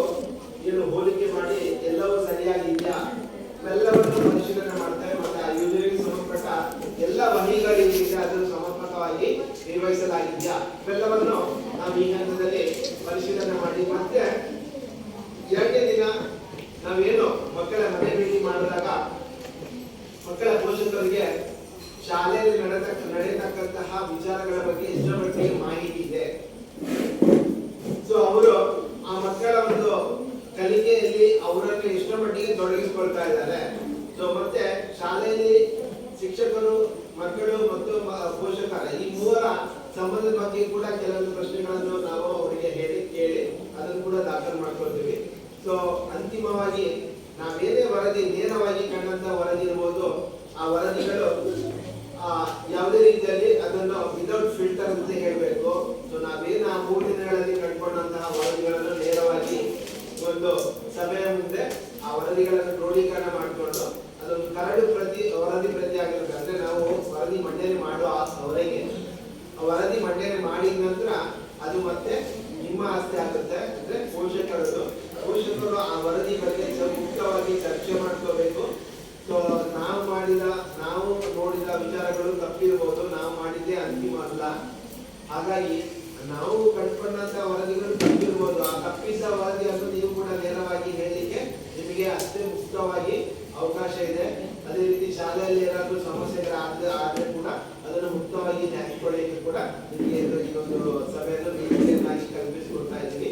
ಅದೇ ರೀತಿ ನಿಮ್ಮ ಬೇಡಿಕೆಗಳು ಅಥವಾ ಸಲಹೆ ಸೂಚನೆಗಳು ಯಾವುದೇ ಇರ್ಬೋದು, ಅದನ್ನು ಕೂಡ ನೀವು ಮುಕ್ತವಾಗಿ ಹಂಚಿಕೊಳ್ಳಿಕ್ಕೆ ಅವಕಾಶ ಈ ಒಂದು ಸಭೆಯಲ್ಲಿ ನಾವು ಅದಕ್ಕೆ ಕಲ್ಪಿಸಿಕೊಡ್ತೇವೆ. ಅಂತಿಮವಾಗಿ ಅದೆಲ್ಲ ವರದಿಗಳ ಬಗ್ಗೆ ಮುಕ್ತವಾಗಿ ಚರ್ಚೆ ಆದ ನಂತರ ಆ ವರದಿಗೆ ನೀವು ಅನುಮೋದನೆ ಕೊಟ್ಟ ನಂತರ ಮಾತ್ರ ಅದು ಅಧಿಕೃತ ವರದಿ ಆಗುತ್ತೆ, ಮುಂದೆ ಅದು ಸರ್ಕಾರಕ್ಕೆ ತಲುಪುವಂತಹ ವರದಿ ಆಗಿರುತ್ತೆ. ಸೊ ಹಾಗಾಗಿ ಇವೆಲ್ಲ ವಿಚಾರಗಳನ್ನು ನಿಮಗೆ ಯಾಕೆ ಮನವರಿಕೆ ಮಾಡ್ತಾ ಇದ್ದಾರೆ ಅಂತ ಹೇಳಿದ್ರೆ, ನೀವು ಈ ವಿಷಯದ ಬಗ್ಗೆ ಅಥವಾ ಇವತ್ತೇನು ಪೋಷಕರ ಸಭೆ ಕರೆದಿದ್ದಾರೆ, ಯಾಕೆ ಕರೆದಿದ್ದಾರೆ ಅನ್ನೋದ್ರ ಬಗ್ಗೆ ನಿಮಗೆ ಸಮರ್ಪಕವಾದ ಅರಿವಿರಬೇಕು. ಆವಾಗ ಮಾತ್ರ ನಿಮ್ಮನ್ನು ನೀವು ಇಲ್ಲಿ ನಿಮ್ಮ ಇರುವಿಕೆಯನ್ನು ನೀವು ತೋರ್ಪಡಿಸಲಿಕ್ಕೆ ನಿಮಗೂ ಕೂಡ ಅವಕಾಶ ಸಿಗುತ್ತೆ. ಸೊ ಇದಿಷ್ಟು ಯೋಜನೆ ಬಗ್ಗೆ. ಯೋಜನೆ ಅಂತ ಹೇಳಿದ್ರೆ ಅದು ಜಾಸ್ತಿಯಾಗಿ ನಾವು ತಲೆಪಡಿಸಿಕೊಳ್ಳೋದು ಬೇಡ, ಅದನ್ನು ಹೊರತುಪಡಿಸಿ ಪೂರಕವಾಗಿ ಕೆಲವೊಂದು ವಿಚಾರಗಳ ಬಗ್ಗೆ ನಾವು ಮಾತಾಡಬೇಕಿದೆ. ಅದು ಮಾತಾಡಬೇಕಾದಂತಹ ವಿಚಾರಗಳು. ಸೊ ಈಗಾಗಲೇ ನಿಮಗೆ ಹಲವಾರು ಬಾರಿ ಏನು ಶಾಲೆಯಲ್ಲಿ ನಡೆಸತಕ್ಕಂತಹ ಮಕ್ಕಳ ಪೋಷಕರ ಭೇಟಿ ಅಂದ್ರೆ ಪೋಷಕರ ಸಭೆಯಲ್ಲಿ ಕೂಡ ನಿಮಗೆ ಹೇಳಿರ್ತಾರೆ. ಇಲ್ಲಿ ಏನಾಗುತ್ತೆ, ನಾವು ಒಂದು ವಿಚಾರ ತಿಳ್ಕೋಬೇಕು. ನಮಗೆ ಪೋಷಕರ ಭೇಟಿ ಪೋಷಕರ ಏನು ಸಭೆ ಆಯೋಜನೆ ಮಾಡಿದಾಗ ಸಂಬಂಧಪಟ್ಟ ಶಿಕ್ಷಕರು ನಮಗೆ ಪ್ರತಿಯೊಂದು ವಿಚಾರಗಳ ಬಗ್ಗೆ ಕೂಲಂಕುಷವಾಗಿ ವಿವರಿಸ್ತಾ ಇರ್ತಾರೆ. ಈ ತರ ಮಾಡಬಾರ್ದು, ಈ ತರ ಮಾಡಬಾರ್ದು, ಈ ತರ ಮಾಡ್ಬೇಕು ಅನ್ನೋದ್ರ ಬಗ್ಗೆ ಎಲ್ಲ ಮಾಹಿತಿಗಳನ್ನು ಒದಗಿಸ್ತಾ ಇರ್ತಾರೆ. ಆದ್ರೆ ಪೋಷಕರಾಗಿ ನಾವಲ್ಲಿ ಕೂತ್ಕೊಂಡು ಆ ಒಂದು ಸಂದರ್ಭಕ್ಕೆ ಮಾತ್ರ ನಮಗೆ ಹೌದು ಈ ತರ ಮಾಡಬಾರ್ದು ಎನ್ನುವುದು ನಮಗೆ ಮನದಟ್ಟ ಆಗುತ್ತೆ. ಆದ್ರೆ ಅದನ್ನು ನಾವು ಕಾರ್ಯರೂಪಕ್ಕೆ ತರುವಲ್ಲಿ ತುಂಬಾನೇ ನಾವು ಏನ್ ಹೇಳ್ಬೇಕು ಅಂತ ಗೊತ್ತಾಗ್ತದೆ. ನಾವು ಅದನ್ನು ಕಾರ್ಯರೂಪಕ್ಕೆ ತರುವಲ್ಲಿ ತುಂಬಾನೇ ಒಂದು ಉದಾಸೀನ ಮನೋಭಾವ ಹೊಂದಿದ್ದೇವೆ ಅಂತ ನಾವು ಮುಕ್ತವಾಗಿ ಹೇಳ್ಕೋಬೇಕಾಗಿದೆ. ಸೊ ಇದು ಎಲ್ಲಾ ಶಾಲೆಗಳಲ್ಲಿ ನಮಗೆ ಕಂಡುಬಂದಂತ ವಿಚಾರ. ಯಾಕಂದ್ರೆ ಕೆಲವೊಂದು ಶಾಲೆಯಲ್ಲಿ ನಮಗೆ ಆದಂತ ಅನುಭವ ಹೇಳ್ತೇನೆ. ಒಂದು ಶಾಲೆಯಲ್ಲಿ ಒಬ್ಬರು ಪೋಷಕರು ಈ ಸಭೆಗೆ ಬಂದು ಅಲ್ಲಿ ಏನು ಹೇಳ್ತಾರೆ, ಮಕ್ಕಳು ಮನೆಯಲ್ಲಿ ಮೊಬೈಲ್ ಬಳಕೆ ಜಾಸ್ತಿ ಮಾಡ್ತಾ ಇದ್ದಾರೆ, ಅದನ್ನು ನಿಲ್ಲಿಸಬೇಕು ಅಂತ. ಸೊ ಸಭೆಯಲ್ಲಿ ಅದನ್ನು ಯಾಕೆ ನಿಲ್ಲಿಸಬೇಕು, ನಾವು ನಿಲ್ಲಿಸ್ಲಿಕ್ಕೆ ಆಗುತ್ತಾ? ಅದೇ ಪೋಷಕರಾಗಿ ಅದು ಹೇಳುವಂತದ್ದು ಅವ್ರು ಹೇಳಿದ್ದಾರೆ, ಬಟ್ ಅದು ತಪ್ಪು ಅಂತ ನಾನು ಹೇಳಲ್ಲ. ಬಟ್ ಅದನ್ನು ಯಾರು ನಿಲ್ಲಿಸಬೇಕು, ಮೊಬೈಲ್ ಬಳಕೆ ಮಾಡುವಂಥದ್ದು ಯಾರು? ಪೋಷಕರ ಜವಾಬ್ದಾರಿ ಅಲ್ಲ. ಸೊ ಪೋಷಕರ ಜವಾಬ್ದಾರಿ ಆಗಿರೋದ್ರಿಂದ ನಾವು ಏನ್ ಮಾಡ್ತಾ ಇದ್ದೀವಿ ಪ್ರತಿಯೊಂದು ಹಂತದಲ್ಲಿ ನಮ್ಮ ಜವಾಬ್ದಾರಿಯನ್ನು ನಾವು ಇತರರಿಗೆ ವರ್ಗಾವಣೆ ಮಾಡ್ತಾ ಇದ್ದೇವೆ. ಅದು ಆಗ್ಬಾರ್ದು. ಈಗ ಶಾಲೆಯಲ್ಲಿ ಕೂಡ ಮಕ್ಕಳನ್ನು ದಾಖಲು ಮಾಡಿದ ಕೂಡಲೇ ನಮ್ಮ ಜವಾಬ್ದಾರಿ ಮುಗೀತು ಅಂತ ಅಲ್ಲ. ಸೊ ಕೆಲವೊಬ್ಬರ ಮನಸ್ಥಿತಿ ಆ ರೀತಿ ಇರುತ್ತೆ. ಶಾಲೆಗೆ ಹಾಕಿದ್ದೇವೆ, ಇನ್ನು ಶಾಲೆಯಲ್ಲಿ ಅದು ಶಿಕ್ಷಕರಿಗೆ ಸಂಬಂಧಪಟ್ಟದ್ದು, ನಮಗಲ್ಲ ಅಂತ ಏನೋ ಒಂದು ಭಾವನೆಗಳು ಇರುತ್ತೆ. ನಮ್ಮಲ್ಲಿ ಡಿಫ್ರೆಂಟ್ ಏನು ಮನೋಭಾವವಿರುವವರು ತುಂಬಾನೇ ಈ ಸಮಾಜದಲ್ಲಿ ಕಾಣಲಿಕ್ಕೆ ಸಿಗ್ತಾರೆ. ಸೊ ಇಲ್ಲಿ ಯಾಕೆ ಅದು ಪ್ರಸಿದ್ಧಿ ಅಂತ ಹೇಳಿದ್ರೆ, ಈಗ ಮೊಬೈಲ್ ಬಳಕೆ ನಮ್ಮಲ್ಲಿ ದೊಡ್ಡ ಒಂದು ಸಮಸ್ಯೆ. ಈ ಮೊಬೈಲ್ ಬಳಕೆಗೆ ಯಾರು ಗೊತ್ತಾಗಿ ಕಾರಣ, ಅವರನ್ನು ಬಳಕೆ ಮಾಡಲಿಕ್ಕೆ ಪ್ರಚೋದನೆ ಮಾಡುವವರೇ ನಾವುಗಳು. ಸೊ ಹಾಗಾಗಿ ಮೊಬೈಲ್ ಬಳಕೆ ಮಾಡಬೇಕಾ ಮಾಡಬಾರ್ದು ಅನ್ನೋದ್ರ ಬಗ್ಗೆ ಕೂಡ ಒಂದು ಚರ್ಚೆ ಇದೆ. ಸೊ ಅದ್ರ ಬಗ್ಗೆ ನಾನು ಮುಕ್ತವಾಗಿ ಪೋಷಕರಿಗೆ ಬಿಡ್ತೇನೆ. ಮೊಬೈಲ್ ಬಳಕೆ ಮಕ್ಕಳು ಮಾಡ್ಬೇಕಾ ಮಾಡಬಾರ್ದ ಪೋಷಕರಾಗಿ ನೀವೇ ಹೇಳ್ಬೇಕು. ಹೇಳಿ, ಮೊಬೈಲ್ ಬಳಕೆ ಮಕ್ಕಳಿಗೆ ಬೇಕಾ ಬೇಡವಾ? ಓಕೆ, ಬೇಡ ಅಂತ ನೀವು ಹೇಳ್ತಾ ಇದ್ದೀರಾ. ಬೇಡ ಅಂತ ನಾವು ಸಾರಾಸಗಟಾಗಿ ಅದನ್ನು ಇದು ಮಾಡುವಾಗಿಲ್ಲ. ಮಕ್ಕಳಿಗೆ ಮೊಬೈಲ್ ಬಳಕೆ ಬೇಡ ಅಂತ ನಾನು ಹೇಳಲ್ಲ, ಬಟ್ ಮಕ್ಕಳಿಗೆ ಆ ಮೊಬೈಲ್ ಅಲ್ಲಿ ತಿಳ್ಕೊಳ್ಳೋಕ ಹೆಚ್ಚಿನ ಮಾಹಿತಿಗಳಿದೆ. ಆದ್ರೆ ಈಗ 6ನೇ ತರಗತಿಯಲ್ಲಿ ಮಕ್ಕಳಿಗೆ ಮೊಬೈಲ್ ನೋಡ್ಕೊಂಡು ತಿಳ್ಕೊಳ್ಳುವಂತ ಮಾಹಿತಿಗಳು ಅಷ್ಟಾಗಿ ಇಲ್ಲ. ಅವರು ಹೋಗ್ತಾ ಹೋಗ್ತಾಗ ದೊಡ್ಡ ದೊಡ್ಡ ತರಗತಿಗಳಿಗೆ ಹೋದಾಗ ಅವರಿಗೆ ಮೊಬೈಲ್ ಬಳಕೆ ಅನಿವಾರ್ಯ. ಯಾಕಂತೇಳಿದ್ರೆ ನಿಮ್ಗೆ ಗೊತ್ತಿದೆ, ಇವಾಗ ನಮ್ಮಲ್ಲಿ ಎಷ್ಟೋ ಮಟ್ಟಿಗೆ ಕಾಂಪಿಟೇಷನ್ ಇದೆ ಅಂತ ಹೇಳಿದ್ರೆ 100ಕ್ಕೆ 100 ಮಾಮೂಲಿ ಆಗಿ ಹೋಗಿದೆ. ಸೊ 100ಕ್ಕೆ 101 ಎಕ್ಸ್ಟ್ರಾ ಕ್ವಾಲಿಟಿ ಏನಿದೆ, ಎಕ್ಸ್ಟ್ರಾ ಸ್ಕಿಲ್ ಏನಿದೆ ಅದನ್ನು ನೋಡ್ತಾ ಇದ್ದಾರೆ ಇವಾಗ. ಸೊ ಕಲಿಕೆ ಒಂದು ಕಡೆ ಆದ್ರೆ ಮಗುವಿನಲ್ಲಿ ಎಕ್ಸ್ಟ್ರಾ ಸ್ಕಿಲ್ ಏನಿದೆ ಅವನಲ್ಲಿ ಅದನ್ನು ನೋಡುವಂತ ಕಾಲಗಳಿಗೂ. ಹಾಗಾಗಿ ಎಷ್ಟು ಮಕ್ಕಳಿಗೆ ನೀವೇ ಒಂದು ಸಮಯವನ್ನು ನಿಗದಿ ಮಾಡಬೇಕು. ಆ ನಿಗದಿ ಮಾಡಿದಂತ ಸಮಯದಲ್ಲಿ ನೀವು ಫ್ರೀ ಆಗಿರ್ಬೇಕು. ನೀವು ಮಕ್ಕಳನ್ನು ಗಮನಿಸ್ತಾ ಇರಬೇಕು. ಮಕ್ಕಳು ಏನು ಅದನ್ನ ಮೊಬೈಲ್ ಅಲ್ಲಿ ವರದಿಯನ್ನು ಏನು ಅವರು ಮಾಹಿತಿಯನ್ನು ಕಲೆ ಹಾಕ್ತಾರೆ ಅಥವಾ ಏನು ಮಾಡ್ತಾ ಇದ್ದಾರೆ ಅನ್ನೋದ್ರ ಬಗ್ಗೆ ನಿಮಗೆ ಬಹಳ ಅಭಿವೃದ್ಧಿ ನೀವು ಅವರನ್ನು ಸೂಕ್ಷ್ಮವಾಗಿ ಗಮನಿಸ್ತಿರ್ಬೇಕು. ಆವಾಗ ಮಕ್ಕಳು ಆ ಮೊಬೈಲ್ ಬಳಕೆ ಮಾಡೋದ್ರಲ್ಲಿ ಯಾವುದೇ ರೀತಿ ತಪ್ಪಿಲ್ಲ.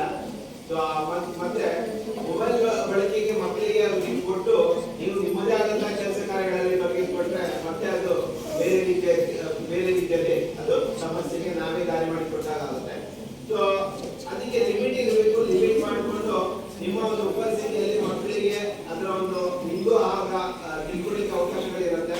ಸೊ ಅದಕ್ಕೆ ಒಟ್ಟಾರೆಯಾಗಿ ಮಕ್ಕಳು ಮತ್ತು ಪೋಷಕರು ತಿಳ್ಕೊಂಡು ಆ ವಿಷಯಗಳನ್ನು ತಿಳ್ಕೊಂಡಾಗ ಅವರಿಗೂ ಸ್ವಲ್ಪ ಕೇಳಿ ತಿಳ್ಕೊಂಡಾಗ ಆ ಮಾಹಿತಿಗಳು ಹೆಚ್ಚಾಗಿ ಮಕ್ಕಳಿಗೆ ಮನಸ್ಸಿನಲ್ಲಿ ಉಳಿಯುತ್ತೆ. ಬರೀ ಮಕ್ಕಳು ಓದಿಕೊಂಡು ಹೋದ್ರು ಕೂಡ ಮಕ್ಕಳಲ್ಲಿ ಒಂದು ಜ್ಞಾಪಕ ಶಕ್ತಿ ಅಷ್ಟಾಗಿರಲ್ಲ.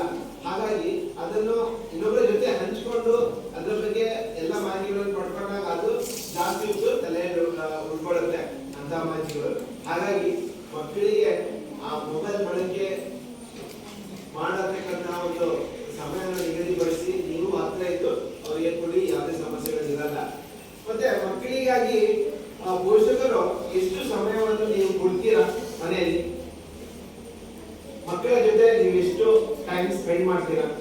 ಟೈಮ್ ಸ್ಪೆಂಡ್ ಮಾಡ್ತೀರಾ ಗೊತ್ತು ನಮಗೆ, ಬಟ್ ಏನು ಶಾಲೆ ಬೆಳಿಗ್ಗೆ 9 ಗಂಟೆಯಿಂದ ಶಾಲೆ ಸಂಜೆ 4:30ಗೆ ಶಾಲೆ ಬಿಡ್ತದೆ. ಮತ್ತೆ ಮಕ್ಕಳು ಒಂದು 5 ಗಂಟೆಗೆ ಮನೆಯಲ್ಲಿ ಇರ್ತಾರೆ. 5 ಗಂಟೆ ನಂತರ ಮತ್ತೆ 9 ಗಂಟೆವರೆಗೆ ಮನೆಯಲ್ಲೇ ಇರ್ತೀರಾ. ಮನೆಯಲ್ಲಿ ಮಕ್ಕಳು ಇರ್ತಾರೆ, ಅವಾಗ ನಿಮ್ಮ ಜೊತೆನೇ ಇರ್ತಾರೆ. ಅದೆಲ್ಲ ನಾನು ಕೇಳ್ತಾ ಇರೋದು, ನೀವು ಅವ್ರ ಜೊತೆ ಕೂತ್ಕೊಂಡು ಎಷ್ಟು ಸಮಯವನ್ನು ಕೊಡ್ತೀರಾ ಮಕ್ಕಳಿಗೆ?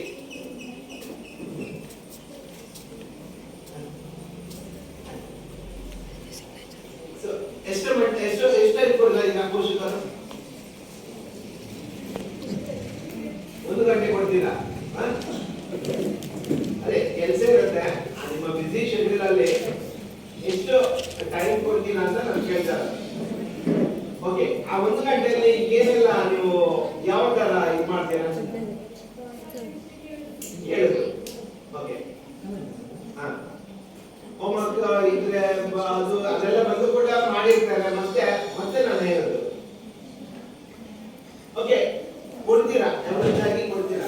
ಓಕೆ, ಅದು ಕೊಡುವುದು ಒಳ್ಳೆ ವಿಚಾರ. ಯಾಕಂದ್ರೆ ನಮ್ಮ ಬಿಸಿ ಶೆಡ್ಯೂಲ್ ನಲ್ಲಿ ನಾವು ಯಾಂತ್ರೀಕೃತ ಒಂದು ಬದುಕನ್ನು ಬದುಕ್ತಾ ಇದ್ದೀವಿ. ಸೊ ಏನು ಹೇಳಿದ್ರೆ ಅದೊಂದು ಪಟ್ಟಿ ಮಾಡಿದಾಗೆ ಆಯ್ತು. ಈಗ ಕೆಲಸ ಮುಗಿಸ್ಕೊಂಡು ನಾವು ಮನೆಗೆ ಹೋಗ್ತೀವಿ. ಮನೆಗೆ ಹೋಗಿ ಮತ್ತೆ ಊಟ ರೆಡಿ ಆಗ್ಬೇಕು. ಊಟ ರೆಡಿ ಆಗಿ ಮತ್ತೆ ನಮ್ದು ಊಟ ಆದ ನಂತರ ಮತ್ತೆ ಬಂದ್ಕೊಳ್ಳೋದು, ಇದು ರೊಟೀನ್ ಆಗಿ ನಡೀತಾ ಇರ್ತದೆ. ಈ ನಡುವಲ್ಲಿ ಮಕ್ಕಳಿಗೆ ನಮ್ಗೆ ಟೈಮ್ ಕೊಡ್ಲಿಕ್ಕೆ ಜಾಸ್ತಿ ಸಾಧ್ಯ ಆಗಲ್ಲ. ಸೊ ಅವಾಗ ಏನಾಗುತ್ತೆ, ಆ ಒಂದು ಮಕ್ಕಳ ಮತ್ತು ನಿಮ್ಮ ಒಂದು ಏನು ಆ ಬಾಂಧವ್ಯ ಇದೆಯಲ್ಲ ಅದರಲ್ಲಿ ಸ್ವಲ್ಪ ಗ್ಯಾಪ್ ಬರ್ಲಿಕ್ಕೆ ಸ್ಟಾರ್ಟ್ ಆಗುತ್ತೆ. ಸೊ ಅದನ್ನ ಬರ್ಲಿಕ್ಕೆ ಬಿಡಬೇಡಿ. ಯಾಕಂತ ಹೇಳಿದ್ರೆ ಮಕ್ಕಳಿಗೆ ನೀವು ಟೈಮ್ ಕೊಡಿ. ಆ ಮಕ್ಕಳಿಗೆ ಕನಿಷ್ಠ ಅಂತ ಹೇಳಿದ್ರೆ ಒಂದು 20 ಅಥವಾ ಅರ್ಧ ಗಂಟೆ ನೀವು ವ್ಯಯ ಮಾಡಿ. ಆ ವ್ಯಯ ಮಾಡಿದಾಗ ಮಕ್ಕಳು ಬೆಳಿಗ್ಗೆ ಶಾಲೆಗೆ ಹೋದ ನಂತರ ಶಾಲೆ ಮುಗಿಯುವವರೆಗೆ ಶಾಲೆಯಲ್ಲಿ ಏನಾಯ್ತು ಅನ್ನೋದ್ರ ಬಗ್ಗೆ ಪ್ರತಿಯೊಂದನ್ನು ನೀವು ವಿವರವಾಗಿ ಕೇಳಿ. ಸೊ ಮೊದಲಿಗೆ ಮಕ್ಕಳು ನಿಮಗೆ ಅಷ್ಟಾಗಿ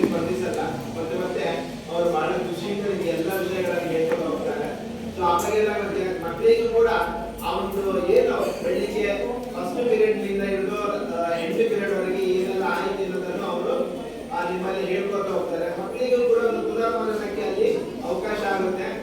ಆವಾಗ ನೀವು ಮಕ್ಕಳ ಶಾಲೆಗೆ ಹೋಗದೆ ಶಾಲೆಯಲ್ಲಿ ಏನೆಲ್ಲ ಆಗಿದೆ, ಏನೆಲ್ಲ ಆಗ್ತಾ ಇದೆ ಅನ್ನೋದ್ರ ಬಗ್ಗೆ ಕೂಡ ತಿಳ್ಕೊಳ್ಳಿಕ್ಕೆ ನಿಮಗೆ ಒಂದು ಅವಕಾಶ ಸಿಕ್ಕಾಗೆ ಆಗುತ್ತೆ.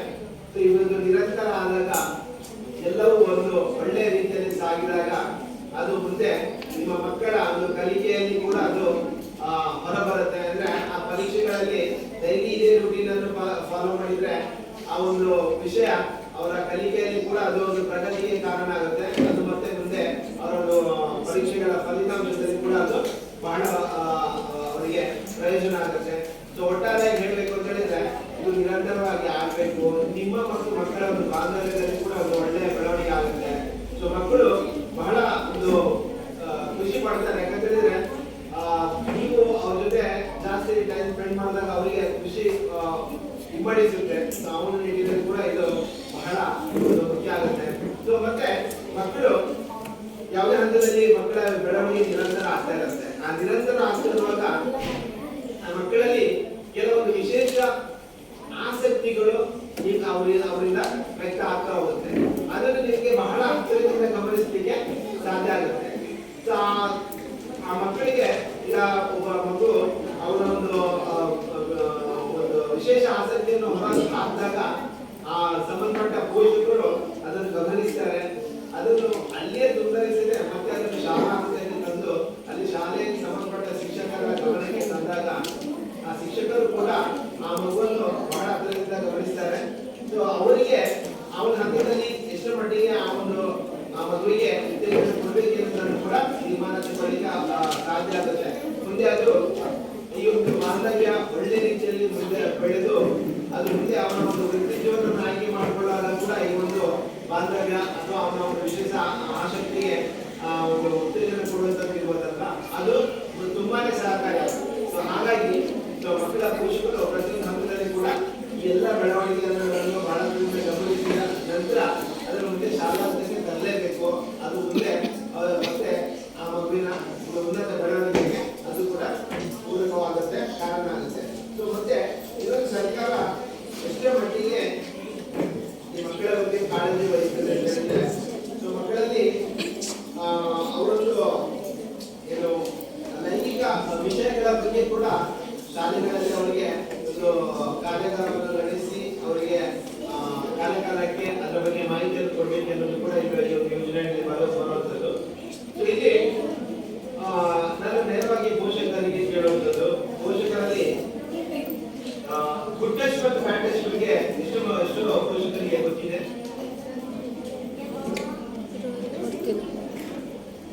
ಗುಡ್ ಟಚ್ ಮತ್ತು ಬ್ಯಾಡ್ ಟಚ್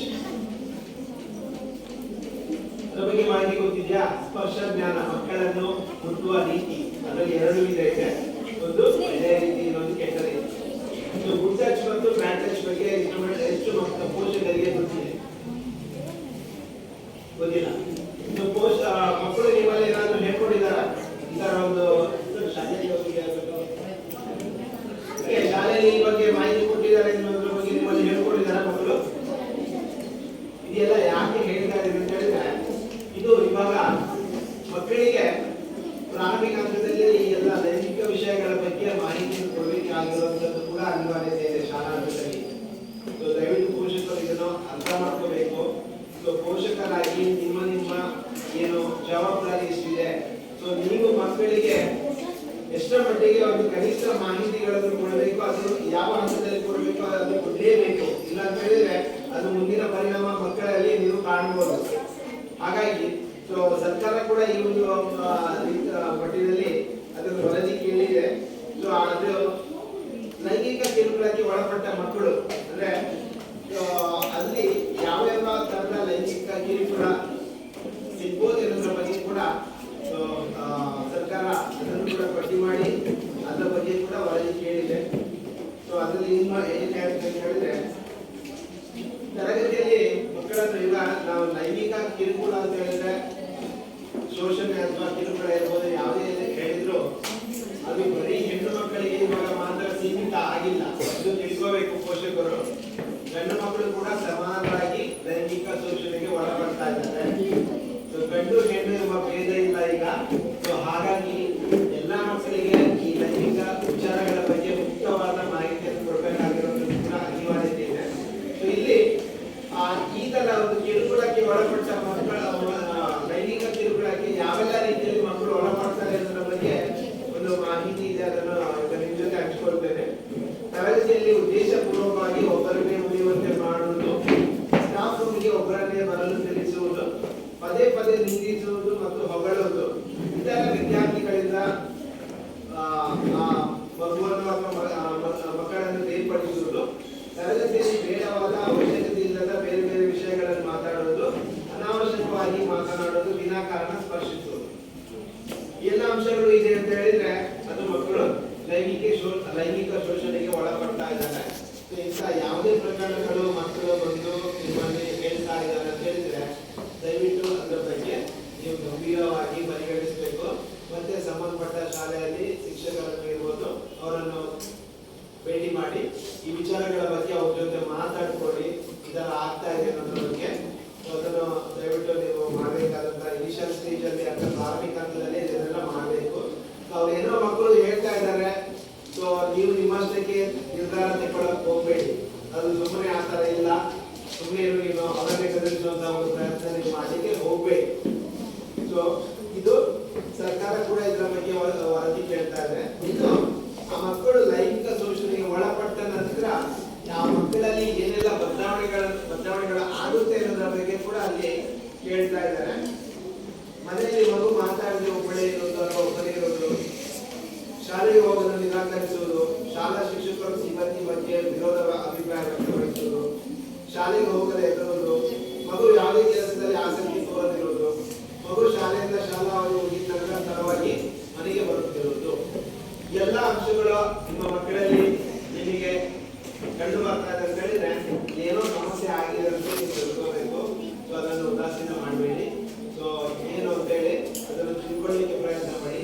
ಈ ಒಂದು ಸಂದರ್ಭದಲ್ಲಿ ಮಕ್ಕಳನ್ನು ದಯವಿಟ್ಟು ಯಾರು ಕೂಡ ಗದರಿಸಿ ಪೆಟ್ಟು ಕೊಟ್ಟು ಮಗುವಿನ ಹತ್ರ ಮಾಹಿತಿಗಳನ್ನು ತಲೆ ಹಾಕಲಿಕ್ಕೆ ಹೋಗಬೇಡಿ. ಆವಾಗ ಮಕ್ಕಳು ಯಾವುದೇ ಕಾರಣಕ್ಕೆ ನಿಮಗೆ ಮಾಹಿತಿಯನ್ನು ಹೇಳಲ್ಲ. ಸೊ ಅವರನ್ನು ವಿಶ್ವಾಸಕ್ಕೆ ತೆಕ್ಕೊಳ್ಳಿ, ಒಬ್ಬ ಫ್ರೆಂಡ್ ತರ ಟ್ರೀಟ್ ಮಾಡಿ. ಸೊ ಅವರಿಂದ ಆ ಮಾಹಿತಿಗಳನ್ನು ಏನಾಗಿದೆ ಅನ್ನೋದ್ರ ಬಗ್ಗೆ ನೀವು ಆ ಮಾಹಿತಿಗಳನ್ನು ನಿಮಗೆ ತಿಳ್ಕೊಳ್ಳಿಕ್ಕೆ ಪ್ರಯತ್ನ ಪಡಿ. ಎಲ್ಲವನ್ನು ಹೇಳ್ತಾರೆ.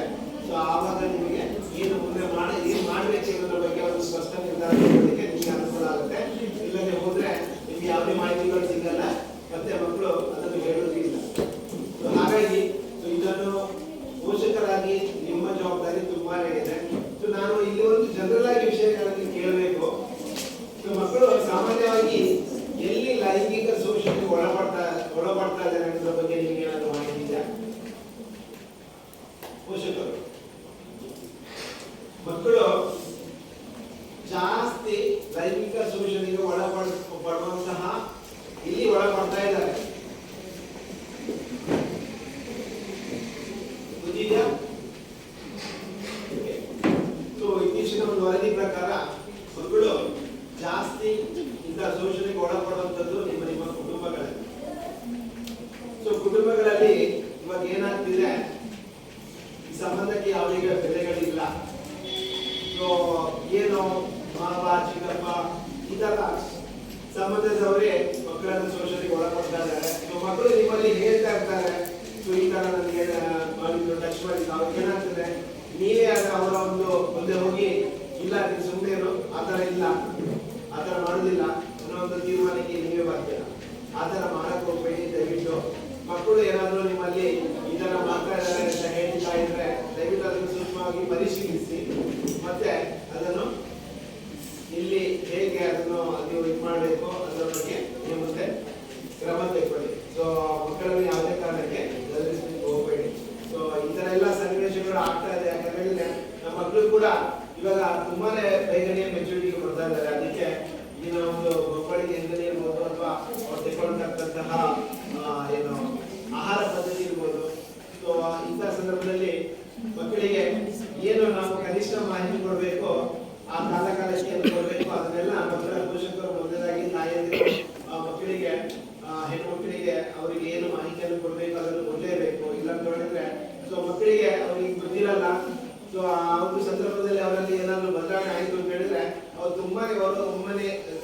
ಜೈಲಿಗೆ ಒಳಪಡ್ತಾರೆ, ಸೊ ಪ್ಯಾನಿಕ್ ಆಗ್ತಾರೆ ಅಂತ ಒಂದು ಸನ್ನಿವೇಶಕ್ಕೆ ಅವಕಾಶ ಮಾಡಿಕೊಡ್ಬೇಕು.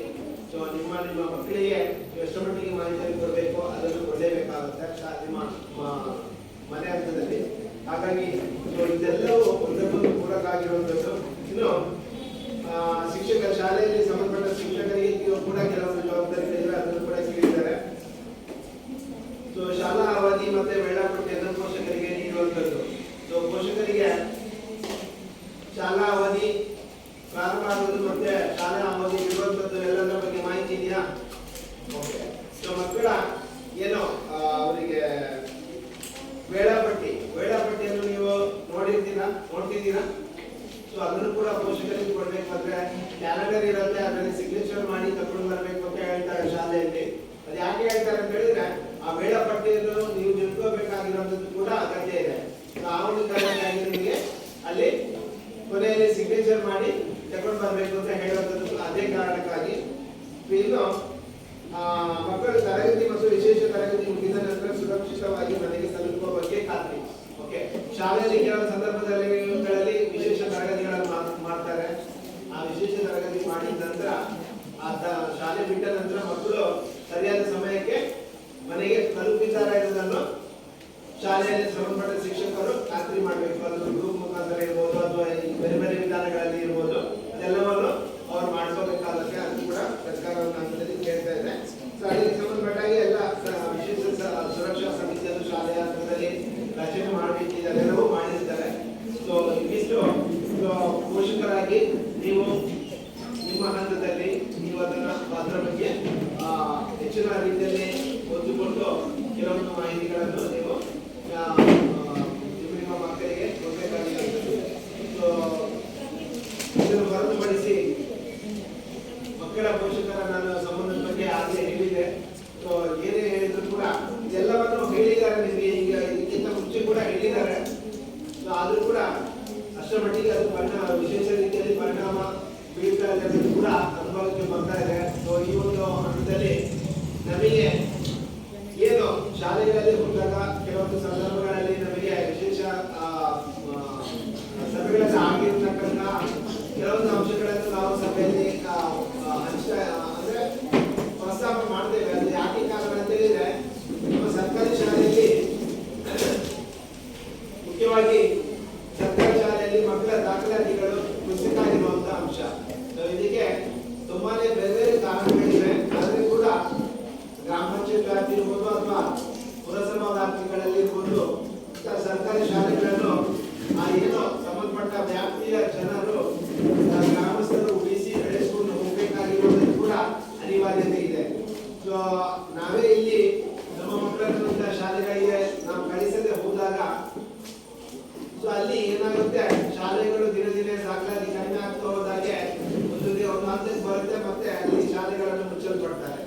ಸೊ ನಮಗೆ ನಾವು ಈ ಒಂದು ಸಾಮಾಜಿಕ ಪರಿಶೀಲನೆ ಹೋದಂತ ಸಂದರ್ಭದಲ್ಲಿ ಒಂದು ಬೇರೆ ಬೇರೆ ರೀತಿಯ ಅಂದ್ರೆ ಮಿಶ್ರ ರೀತಿಯ ಅನುಭವಗಳಾಗಿದೆ. ಅಂದ್ರೆ ಕೆಲವೊಂದು ಕಡೆಗಳಲ್ಲಿ ಏನಾಗುತ್ತೆ, ಮಕ್ಕಳ ಸಂಖ್ಯೆ ತುಂಬಾನೇ ಇದೆ, ಆದ್ರೆ ಅವರಿಗೆ ಇದು ಸುಸಜ್ಜಿತವಾದ ತರಗತಿ ಕೊಠಡಿಗಳಿಲ್ಲ, ಕಟ್ಟಡಗಳಿಲ್ಲ.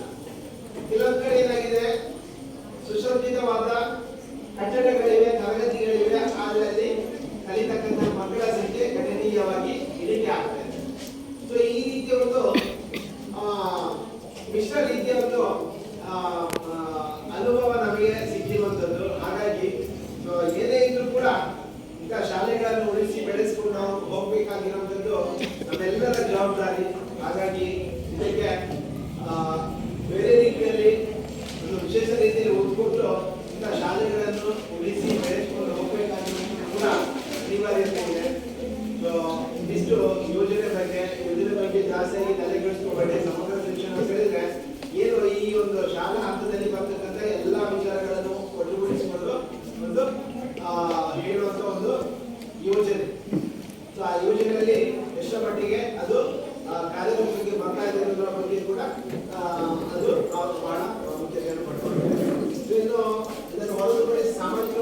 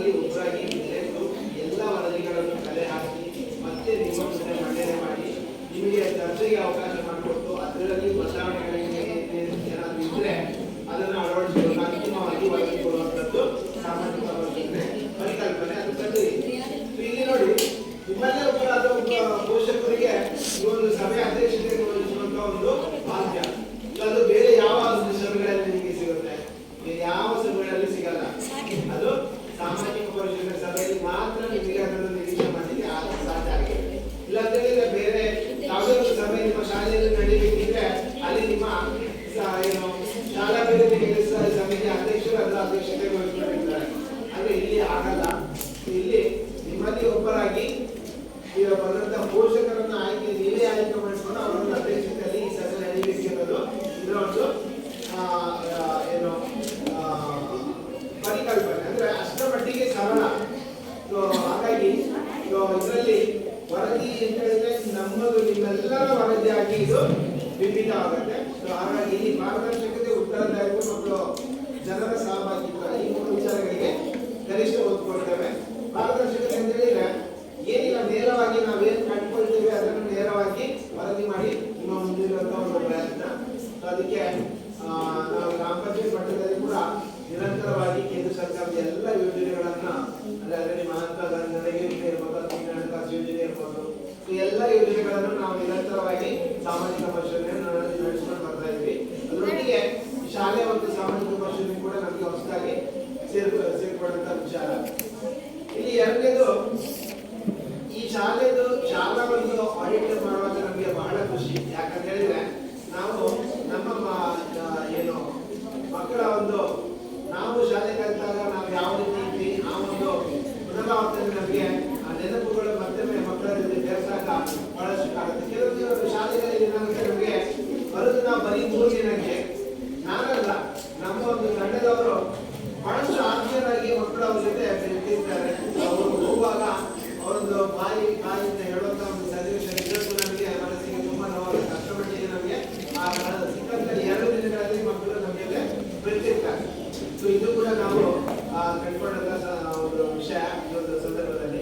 ಎರಡನೇದು ಉತ್ತರದಾಯಿತ್ವದ ಬಗ್ಗೆ ಹೇಳ್ಬೇಕು ಅಂತ ಹೇಳಿದ್ರೆ, ಶಾಲೆಯಲ್ಲಿ ಏನೇ ಸಮಸ್ಯೆಗಳಾದ್ರೂ ಕೂಡ ಅದಕ್ಕೆ ಸಂಬಂಧಪಟ್ಟ ಮುಖ್ಯೋಪಾಧ್ಯಾಯರು ಅದರ ಉತ್ತರದಾಯಿತ್ವವನ್ನು ಹೊಂದಿರ್ತಾರೆ. ಅವರು ನಿಮ್ಮ ಸಮಸ್ಯೆಗಳನ್ನು ಇತ್ಯರ್ಥಪಡಿಸಬೇಕಿದೆ. ಇನ್ನು ಮೂರನೇದು ಜನರ ಸಹಭಾಗಿತ್ವ. ಜನರ ಸಹಭಾಗಿತ್ವ ಅಂತ ಹೇಳಿದ್ರೆ ಶಾಲೆಯಲ್ಲಿ ಪೋಷಕರಾಗಿ ಅದು ನಿಮ್ಮ ಜವಾಬ್ದಾರಿ. ನಿಮ್ಮ ಜವಾಬ್ದಾರಿಯನ್ನು ನೀವು ಯಾವ ರೀತಿ ನಿರ್ವಹಿಸಿದ್ದೀರಾ? ಶಾಲೆಯಲ್ಲಿ ಏನೆಲ್ಲ ಆಗ್ತಾ ಇದೆ, ಒಂದು ವೇಳೆ ಏನಾದ್ರು ಲೋಪಗಳು ಆಗ್ತಾ ಇದ್ರೆ ಅದನ್ನು ಆ ಲೋಪಗಳು ಆಗ್ತಾ ಇದೆ ಅನ್ನೋದನ್ನು ನೀವು ಅವರಿಗೆ ಸಂಬಂಧಪಟ್ಟವರಿಗೆ ಮನದಟ್ಟು ಮಾಡಬೇಕಾಗಿರುವಂತಹ ಜವಾಬ್ದಾರಿ ಪೋಷಕರು. ಇಲ್ಲ ಅಂತ ಹೇಳಿದ್ರೆ ಸರ್ಕಾರದ ಯೋಜನೆ ಅನುದಾನ ಅದು ಪೋಲಾಗಿ ಹೋಗುತ್ತೆ. ಯಾವುದೇ ಇದ್ರೂ ಕೂಡ ಇನ್ನೊಂದ್ಸರಿ ಅವರಿಗೂ ಕೂಡ ಗಮನಕ್ಕೆ ಬಂದಿರಲ್ಲ. ಆ ಗಮನಕ್ಕೆ ಬಂದಿರದೇ ಇದ್ದಾಗ ಅದನ್ನು ನೀವು ಅವರಿಗೆ ಒಟ್ಟು ಮಾಡಿ ತೋರಿಸಿದಾಗ ಅವರಿಗೂ ಕೂಡ ಮುಂದಿನ ಹಂತದಲ್ಲಿ ಅದನ್ನು ಸರಿಪಡಿಸಿಕೊಂಡು ಹೋಗಲಿಕ್ಕೆ ಅವರಿಗೂ ಕೂಡ ಅನುಕೂಲ ಆಗುತ್ತೆ. ಹಾಗಾಗಿ ನಿಮ್ಮಗಳ ಇರುವಿಕೆ ಅದು ನಿಮ್ಮ ಜವಾಬ್ದಾರಿ ಏನಿದೆ ಅದನ್ನು ಎಲ್ಲಿ ಸಮರ್ಪಕವಾಗಿ ನಿಭಾಯಿಸಬೇಕೋ ಅಲ್ಲಿ ನಿಭಾಯಿಸಿದ್ರೆ ಮಾತ್ರ ಅದಕ್ಕೆ ಒಂದು ಅರ್ಥ ಬರುತ್ತೆ. ಆ ಒಂದು ನಿಟ್ಟಿನಲ್ಲಿ ಪೋಷಕರಾಗಿ ನಿಮ್ಮ ಜವಾಬ್ದಾರಿ ಕೂಡ ಬಹಳಷ್ಟು ಇರುವಂಥದ್ದು. ಎಲ್ಲ ಅಂಶಗಳನ್ನು ನಾವು ಈ ಒಂದು ಸಾಮಾಜಿಕ ಪರಿಶೀಲನಾ ಸಂದರ್ಭದಲ್ಲಿ ಗಮನಿಸ್ತೇವೆ. ಹಾಗಾಗಿ ಇವತ್ತು ನಾವು ವರದಿಗಳನ್ನು ತಯಾರು ಮಾಡಿದ್ದೇವೆ. ವರದಿ ಮಂಡನೆ ಆಗುತ್ತೆ.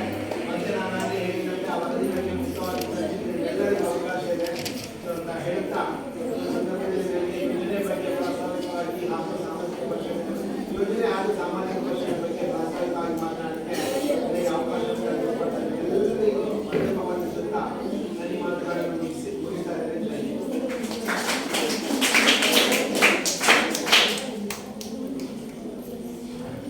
ಸರ್ಕಾರಿ ಶಾಲೆಗಳಲ್ಲಿ ಬರೆಯುವ ಶಾಲಾ ಮೂಲಭೂತ ಸೌಲಭ್ಯಗಳು, ವಿದ್ಯಾರ್ಥಿಗಳ ಸರ್ವತೋಮುಖ ವಿಕಾಸ, ಲೈಂಗಿಕ ಶೋಷಣೆಯನ್ನು ಹೇಗೆ ತಡೆಗಟ್ಟುವುದು, ಹೇಗೆ ಕಂಡುಹಿಡಿಯುವಂಥದ್ದು, ಮೊಬೈಲ್ ಬಳಕೆಯ ಒಂದು ಸಮಸ್ಯೆಯಾಗಿ ಉಳಿದಿದೆ. ಇದರ ಬಗ್ಗೆ ಹೇಗೆ ಪೋಷಕರು ಜಾಗೃತರಾಗಿರಬೇಕು, ಅದೇ ರೀತಿ ಮಕ್ಕಳ ಭವಿಷ್ಯ ರೂಪಿಸುವಲ್ಲಿ ಪೋಷಕರ ಪಾತ್ರ, ಹೀಗೆ ಬಹಳಷ್ಟು ವಿಷಯಗಳ ಬಗ್ಗೆ ವಿಸ್ತೃತವಾದ ಮಾಹಿತಿಯನ್ನು ನಿಮ್ಮ ಮುಂದೆ ನೀಡಿದ್ದಾರೆ. ಮಾರ್ಗದರ್ಶನವನ್ನು ನೀಡಿದ್ದೀರಿ ಸರ್, ಮಾಹಿತಿಯನ್ನು ನೀಡಿದ್ದೀರಿ. ನಿಮಗಿದು ವಂದನೆಗಳು ಸರ್. ಸರ್ಕಾರಿ ಶಾಲೆಗಳಲ್ಲಿ ಮತ್ತಷ್ಟು ಹೊಸ ಯೋಜನೆಗಳು ಮೂಡಿ ಬರಲಿ. ಎಲ್ಲರಿಗೂ ಈಗ ತಾರತಮ್ಯವಿಲ್ಲದ ಸಮಾನವಾದ ವೃತ್ತಿಪರವಾದ ಗುಣಮಟ್ಟದ ಶಿಕ್ಷಣ ದೊರೆಯುವಂತಾಗಲಿ ಎಂಬ ಸದಾಶಯದೊಂದಿಗೆ ಮುಂದೆ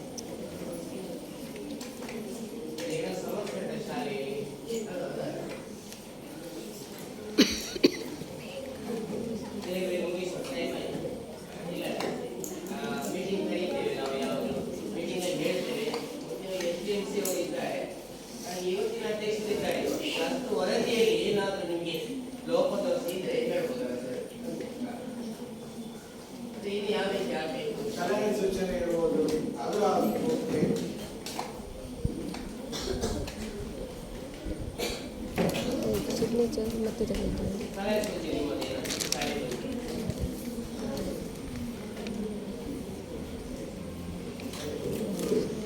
ಸಲಹೆ ಸೂಚನೆ ಏನಾದ್ರು ಇದ್ರೆ ಅದನ್ನು ಹೇಳಿ. ಯಾಕಂದ್ರೆ ಅದು ಹೇಳಿದ್ರೆ ನೀವು ಒಪ್ಪಿಗೆ ತೆಗೆದುಕೊಳ್ಳಕ್ಕಾಗಲ್ಲ. ಮತ್ತೆ ಇದು ಮುಂದಿನ ಮಕ್ಕಳಿಗೆ ಕೂಡ ಅದು ಸರಿ ಮಾಡಿ.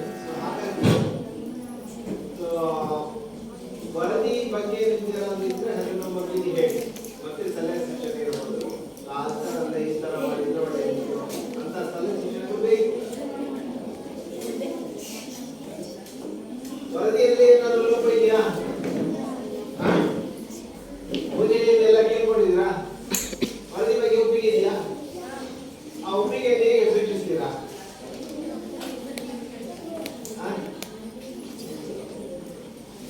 ಒಪ್ಪಿಗೆಯನ್ನು ಹೇಗೆ ಸೂಚಿಸ್ತೀರಾ? ಚಪ್ಪಾಳೆ ತಟ್ಟಿದ್ರೆ ನಿಮ್ಮ ಒಪ್ಪಿಗೆ ಅಂತ ತಿಳ್ಕೋಬಹುದು. ಆಯ್ತಾ ಓದಿದ್ದು? ಏನಾದರೂ ವರದಿಗೆ ಒಪ್ಪಿಗೆ ಕೊಟ್ಟಿದ್ದೀರಾ? ಆಯ್ತು. ಏನಿಲ್ಲ, ಸಲಹೆ ಸೂಚನೆ ಅಥವಾ ಬೇಡಿಕೆಗಳು ಶಾಲೆ ಬಗ್ಗೆ ಏನಾದರೂ ನಾನು ಇವಾಗ ಬೇಡಿಕೆ ಸ್ಲೋ ಇದ್ರೆ ಅದನ್ನು ಹೇಳಿ, ನಾವು ದಾಖಲೆ ಮಾಡ್ಕೊಳ್ತೇವೆ. ಅದು ಮುಂದೆ ವರದಿ ಎಷ್ಟು ಹಾಕಿಲ್ಲ?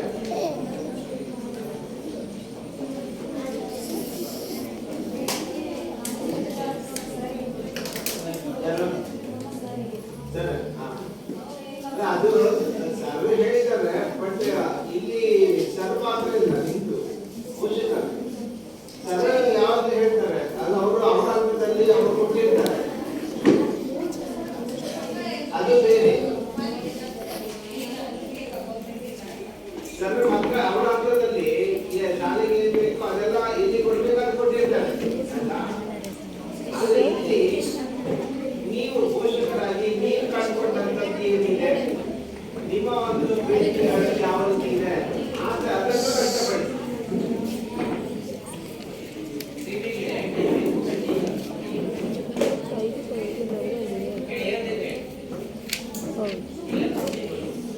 ನಾವು ವರದಿ ಕೇಳ್ಕೊಂಡು ಸಲಹೆ ಸೂಚನೆ ಏನಿಲ್ವಾ? ಏನಾದ್ರು ಬದಲಾವಣೆ ಬದಲಾವಣೆ ಆಗಿ ಇಲ್ಲಿ ಯಾವ ತರ ಬದಲಾವಣೆ ಮಾಡಿದ್ರೆ ಉತ್ತಮ ಅದನ್ನು ಹೇಳಬೇಕು. ಏನ್ ಗೊತ್ತಾ, ಇನ್ನೊಂದು ವಿಚಾರ ಹೇಳ್ಬೇಕಾ ನಾನು? ಈಗ ನಿಮ್ಮ ಮಕ್ಕಳಿದ್ದಾರೆ, ನೀವು ಒಂದು ಧೈರ್ಯದ ರೀತಿಯಲ್ಲಿ ಹೇಳಿದ್ರೆ ಮಕ್ಕಳಿಗೆ ಅದೇ ಸ್ಫೂರ್ತಿ, ಅದು ಕೂಡ ಪ್ರೇರಣೆ ಆಗುತ್ತೆ.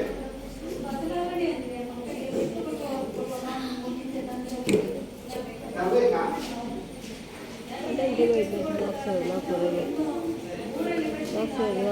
ಎಷ್ಟು ದಿವಸ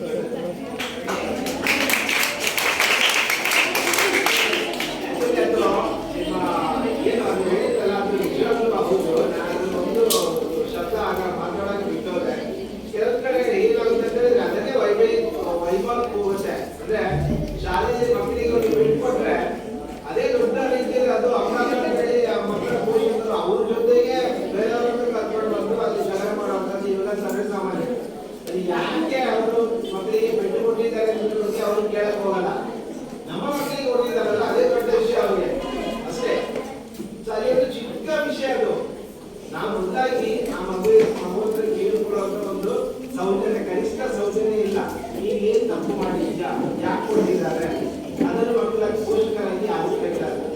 ಸೊ ಅದು ನೀವು ಹೇಳಿದಾಗ ಹೇಳ್ಬೇಕು ಅಂತ ಅನಿಸ್ತು, ಹಾಗಾಗಿ ಹೇಳ್ಕೊಂಡೆ. ಸೊ ನಿಜವಾಗ್ಲೂ ಅದು ಇವಾಗ ಯಾವ ತರ ಇದೆ ಅಂದ್ರೆ ಅದು ಮತ್ತೆ ಬೇಕು. ನಾವೆಲ್ಲ ಕಲಿಯುವಂತ ರೀತಿ ಕಲಿಯುವಂತ ಟೈಮಲ್ಲಿ ಯಾವ ತರ ಇತ್ತು ಹೇಳಿದ್ರೆ ಅದು ಬೇರೆ ಬೇರೆ ರೀತಿ ಇತ್ತು. ಗುರುಗಳನ್ನು ಕಂಡುಕೊಳ್ಳುವಂತ ಒಂದು ಭಾವನೆ ಅವರಿಗೆ ಗುರುವನ್ನು ಇದು ಮಾಡುವಾಗ ಅದೆಲ್ಲ ಈಗಿನ ಮಕ್ಕಳಿಗೆ ಯಾವ ಇಲ್ಲ. ಸೊ ಮಕ್ಕಳ ಟೀಚರ್ ಅಂತ ಹೇಳಿದ್ರೆ ಅವರಿಗೆ ಯಾವ ಇಲ್ಲ. ಓಕೆ, ನಿಮ್ಮ ಪಾಯಿಂಟ್ ಪಟ್ಟಿ ಬಂದು ಆವಾಗ ನಮ್ಮ ಶಾಲೆಯಲ್ಲಿ ಹ್ಯಾಂಡ್ ಬಾಲ್ಗೆ ತಾಲೂಕು ಮಟ್ಟದ ಹ್ಯಾಂಡ್ ಬಾಲ್ ನಮ್ಮ ಶಾಲೆಯಲ್ಲಿ ಆಗ್ಬೇಕಾಯ್ತು. ನನಗೆ ಏನು ಅಂತ ಹೇಳಿದ್ರೆ ಯಾವುದೇ ಒಂದು ಲೆಕ್ಕ ಪರಿಶೋಧನೆ ಆಗಿ ಎಂತದಾಗಲಿ ನನಗೆ ಕರೆಕ್ಟ್ ಆಗಿ ಇದಿರ್ಬೇಕು ಲೆಕ್ಕ ಬರ್ಕೊಡುವಾಗ. ಅಲ್ಲಿ ತುಂಬಾ ಟೆನ್ಷನ್ ತುಂಬಾ ಟೆನ್ಷನ್ ಆಯ್ತು ನನಗೆ. ಅಯ್ಯೋ ಈ ಸಮಯದಲ್ಲಿ ಬರುವುದಲ್ಲಿ ಅಂತೇಳಿ ನಮ್ಮ ಇಲಾಖೆ ಹೇಳಿ ಅದನ್ನು ದಿನಾಂಕವನ್ನು ಬದಲಾಯಿಸಿದೆ.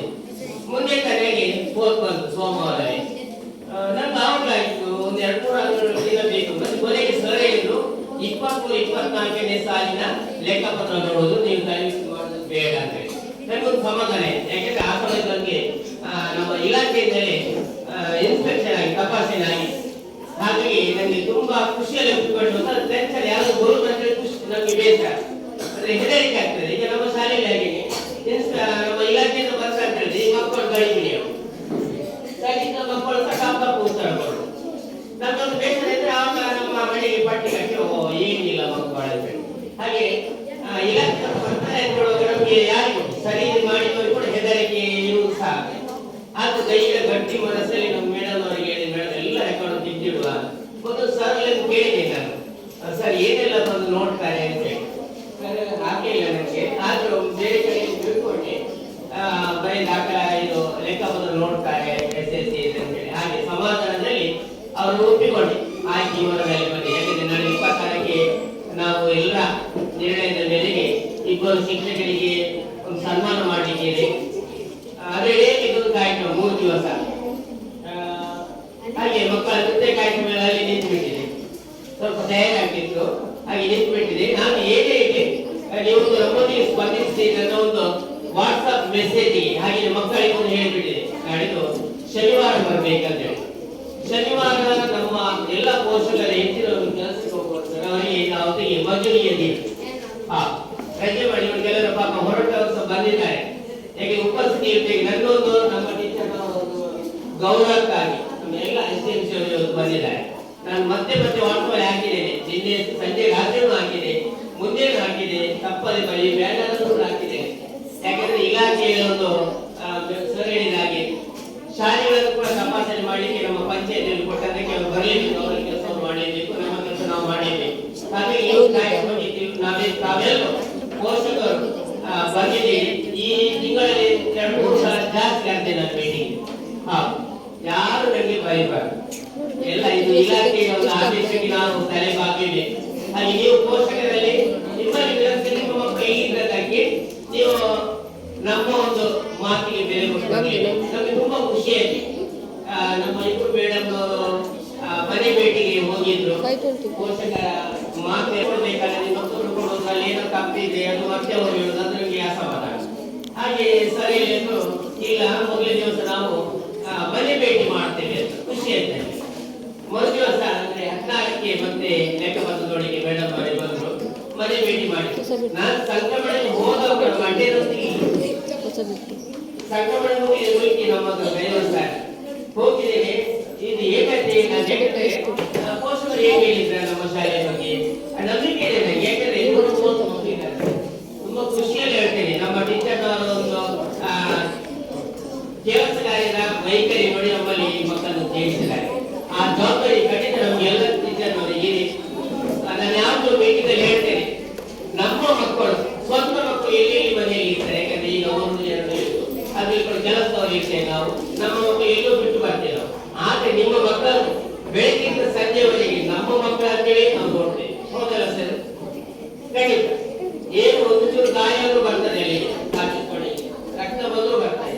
ನಾವು ನಮ್ಮ ಮಕ್ಕಳಾಗಿ ನೋಡ್ತೇವೆ. ಅದು ಬೀಚಿಟ್ಕೊಂಡಿದ್ದೀವಿ. ಇವತ್ತಿನ ಒಂದು ಕಾರ್ಯಕ್ರಮ SSCಗೆ ನಿಮ್ಮೆಲ್ಲ ಸಹಕಾರ ಇದೆ. ನಮ್ಮ ಅಧ್ಯಾಪಕರವರ ಸಹಕಾರ, ಪೋಷಕರ ಸಹಕಾರ, ಕೆಲಸದ ಒತ್ತಡದಲ್ಲಿ ಕೂಡ ಈ ಒಂದು ಕಾರ್ಯಕ್ರಮ ಭಾಗವಹಿಸಿದ್ದೀರಿ.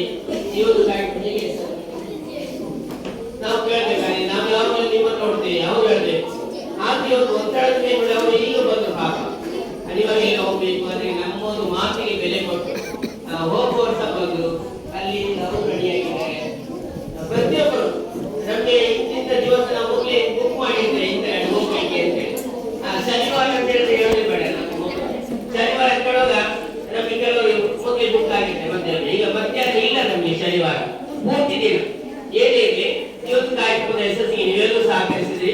ಹಾಗೆ ಲೆಕ್ಕ ಪರಿಶೋಧನೆ ಮಾಡಿ ನಮ್ಮ ಶಾಲೆಯ ವರದಿಯನ್ನು ಕೊಡುವವರಿಗೆ ಸರ್ ಒಳ್ಳೆಯ ಅಭಿಪ್ರಾಯ ಬರಲಿ ಅಂತ ಹೇಳುತ್ತಾ ಬಂದಿರುವಂತ ಎಲ್ಲ ನಮ್ಮ ಸವಿತಾ ಮೇಡಮ್ ದೀಕ್ಷೆ ಮೇಡಮ್ ಕೂಡ ನಮ್ಮ ಅಧ್ಯಾಪಕರ ತುಂಬುವುದೆಲ್ಲ ಅಭಿನಂದನೆ ಸಲ್ಲಿಸಲಾಗಿದೆ.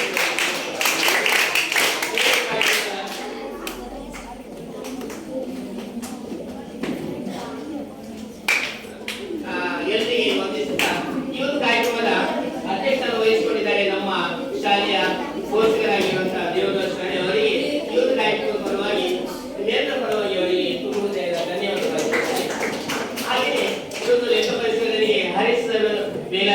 ಇಲ್ಲಿ ಬಂದಿದ್ದಾರೆ. ಅವರಿಗೆ ಕೂಡ ಇವತ್ತು ನಮ್ಮ ಅಧ್ಯಾಪಕರ ಪರವಾಗಿ, ನಮ್ಮ ಎಲ್ಲ ಶಿಕ್ಷಕರ ಪರವಾಗಿ ಮತ್ತೆ ಹಾಗೆಯೇ ವರದಿಯನ್ನು ಮಂಡಿಸಿರುವಂತಹ ಶ್ರೀಮತಿ ಸವಿತಾ ಮೇಡಮ್, ಹಾಗೆಯೇ ವರದಿಯನ್ನು ಬರೆದುಕೊಟ್ಟವರಿದ್ದಾರೆ, ಬರೀತಾ ಇದ್ದಾರೆ ದೀಕ್ಷಾ ಮೇಡಮ್.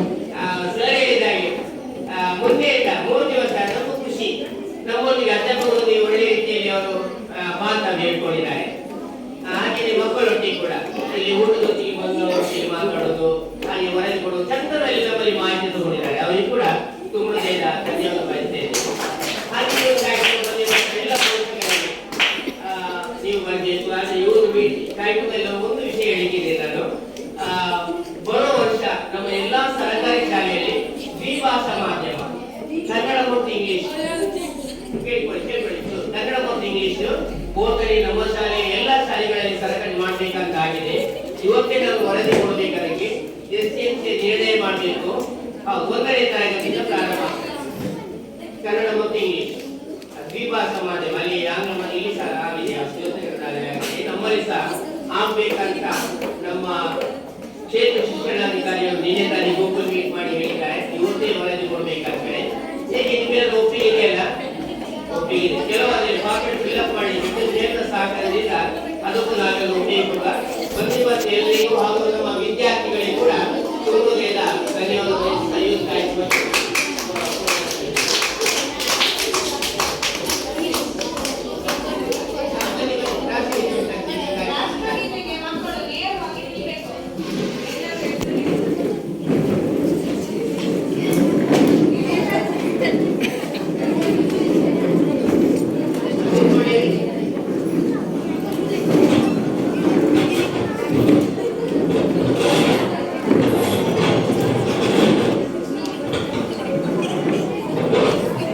ಕಾರ್ಯಕ್ರಮದಂತೆ ಇವತ್ತು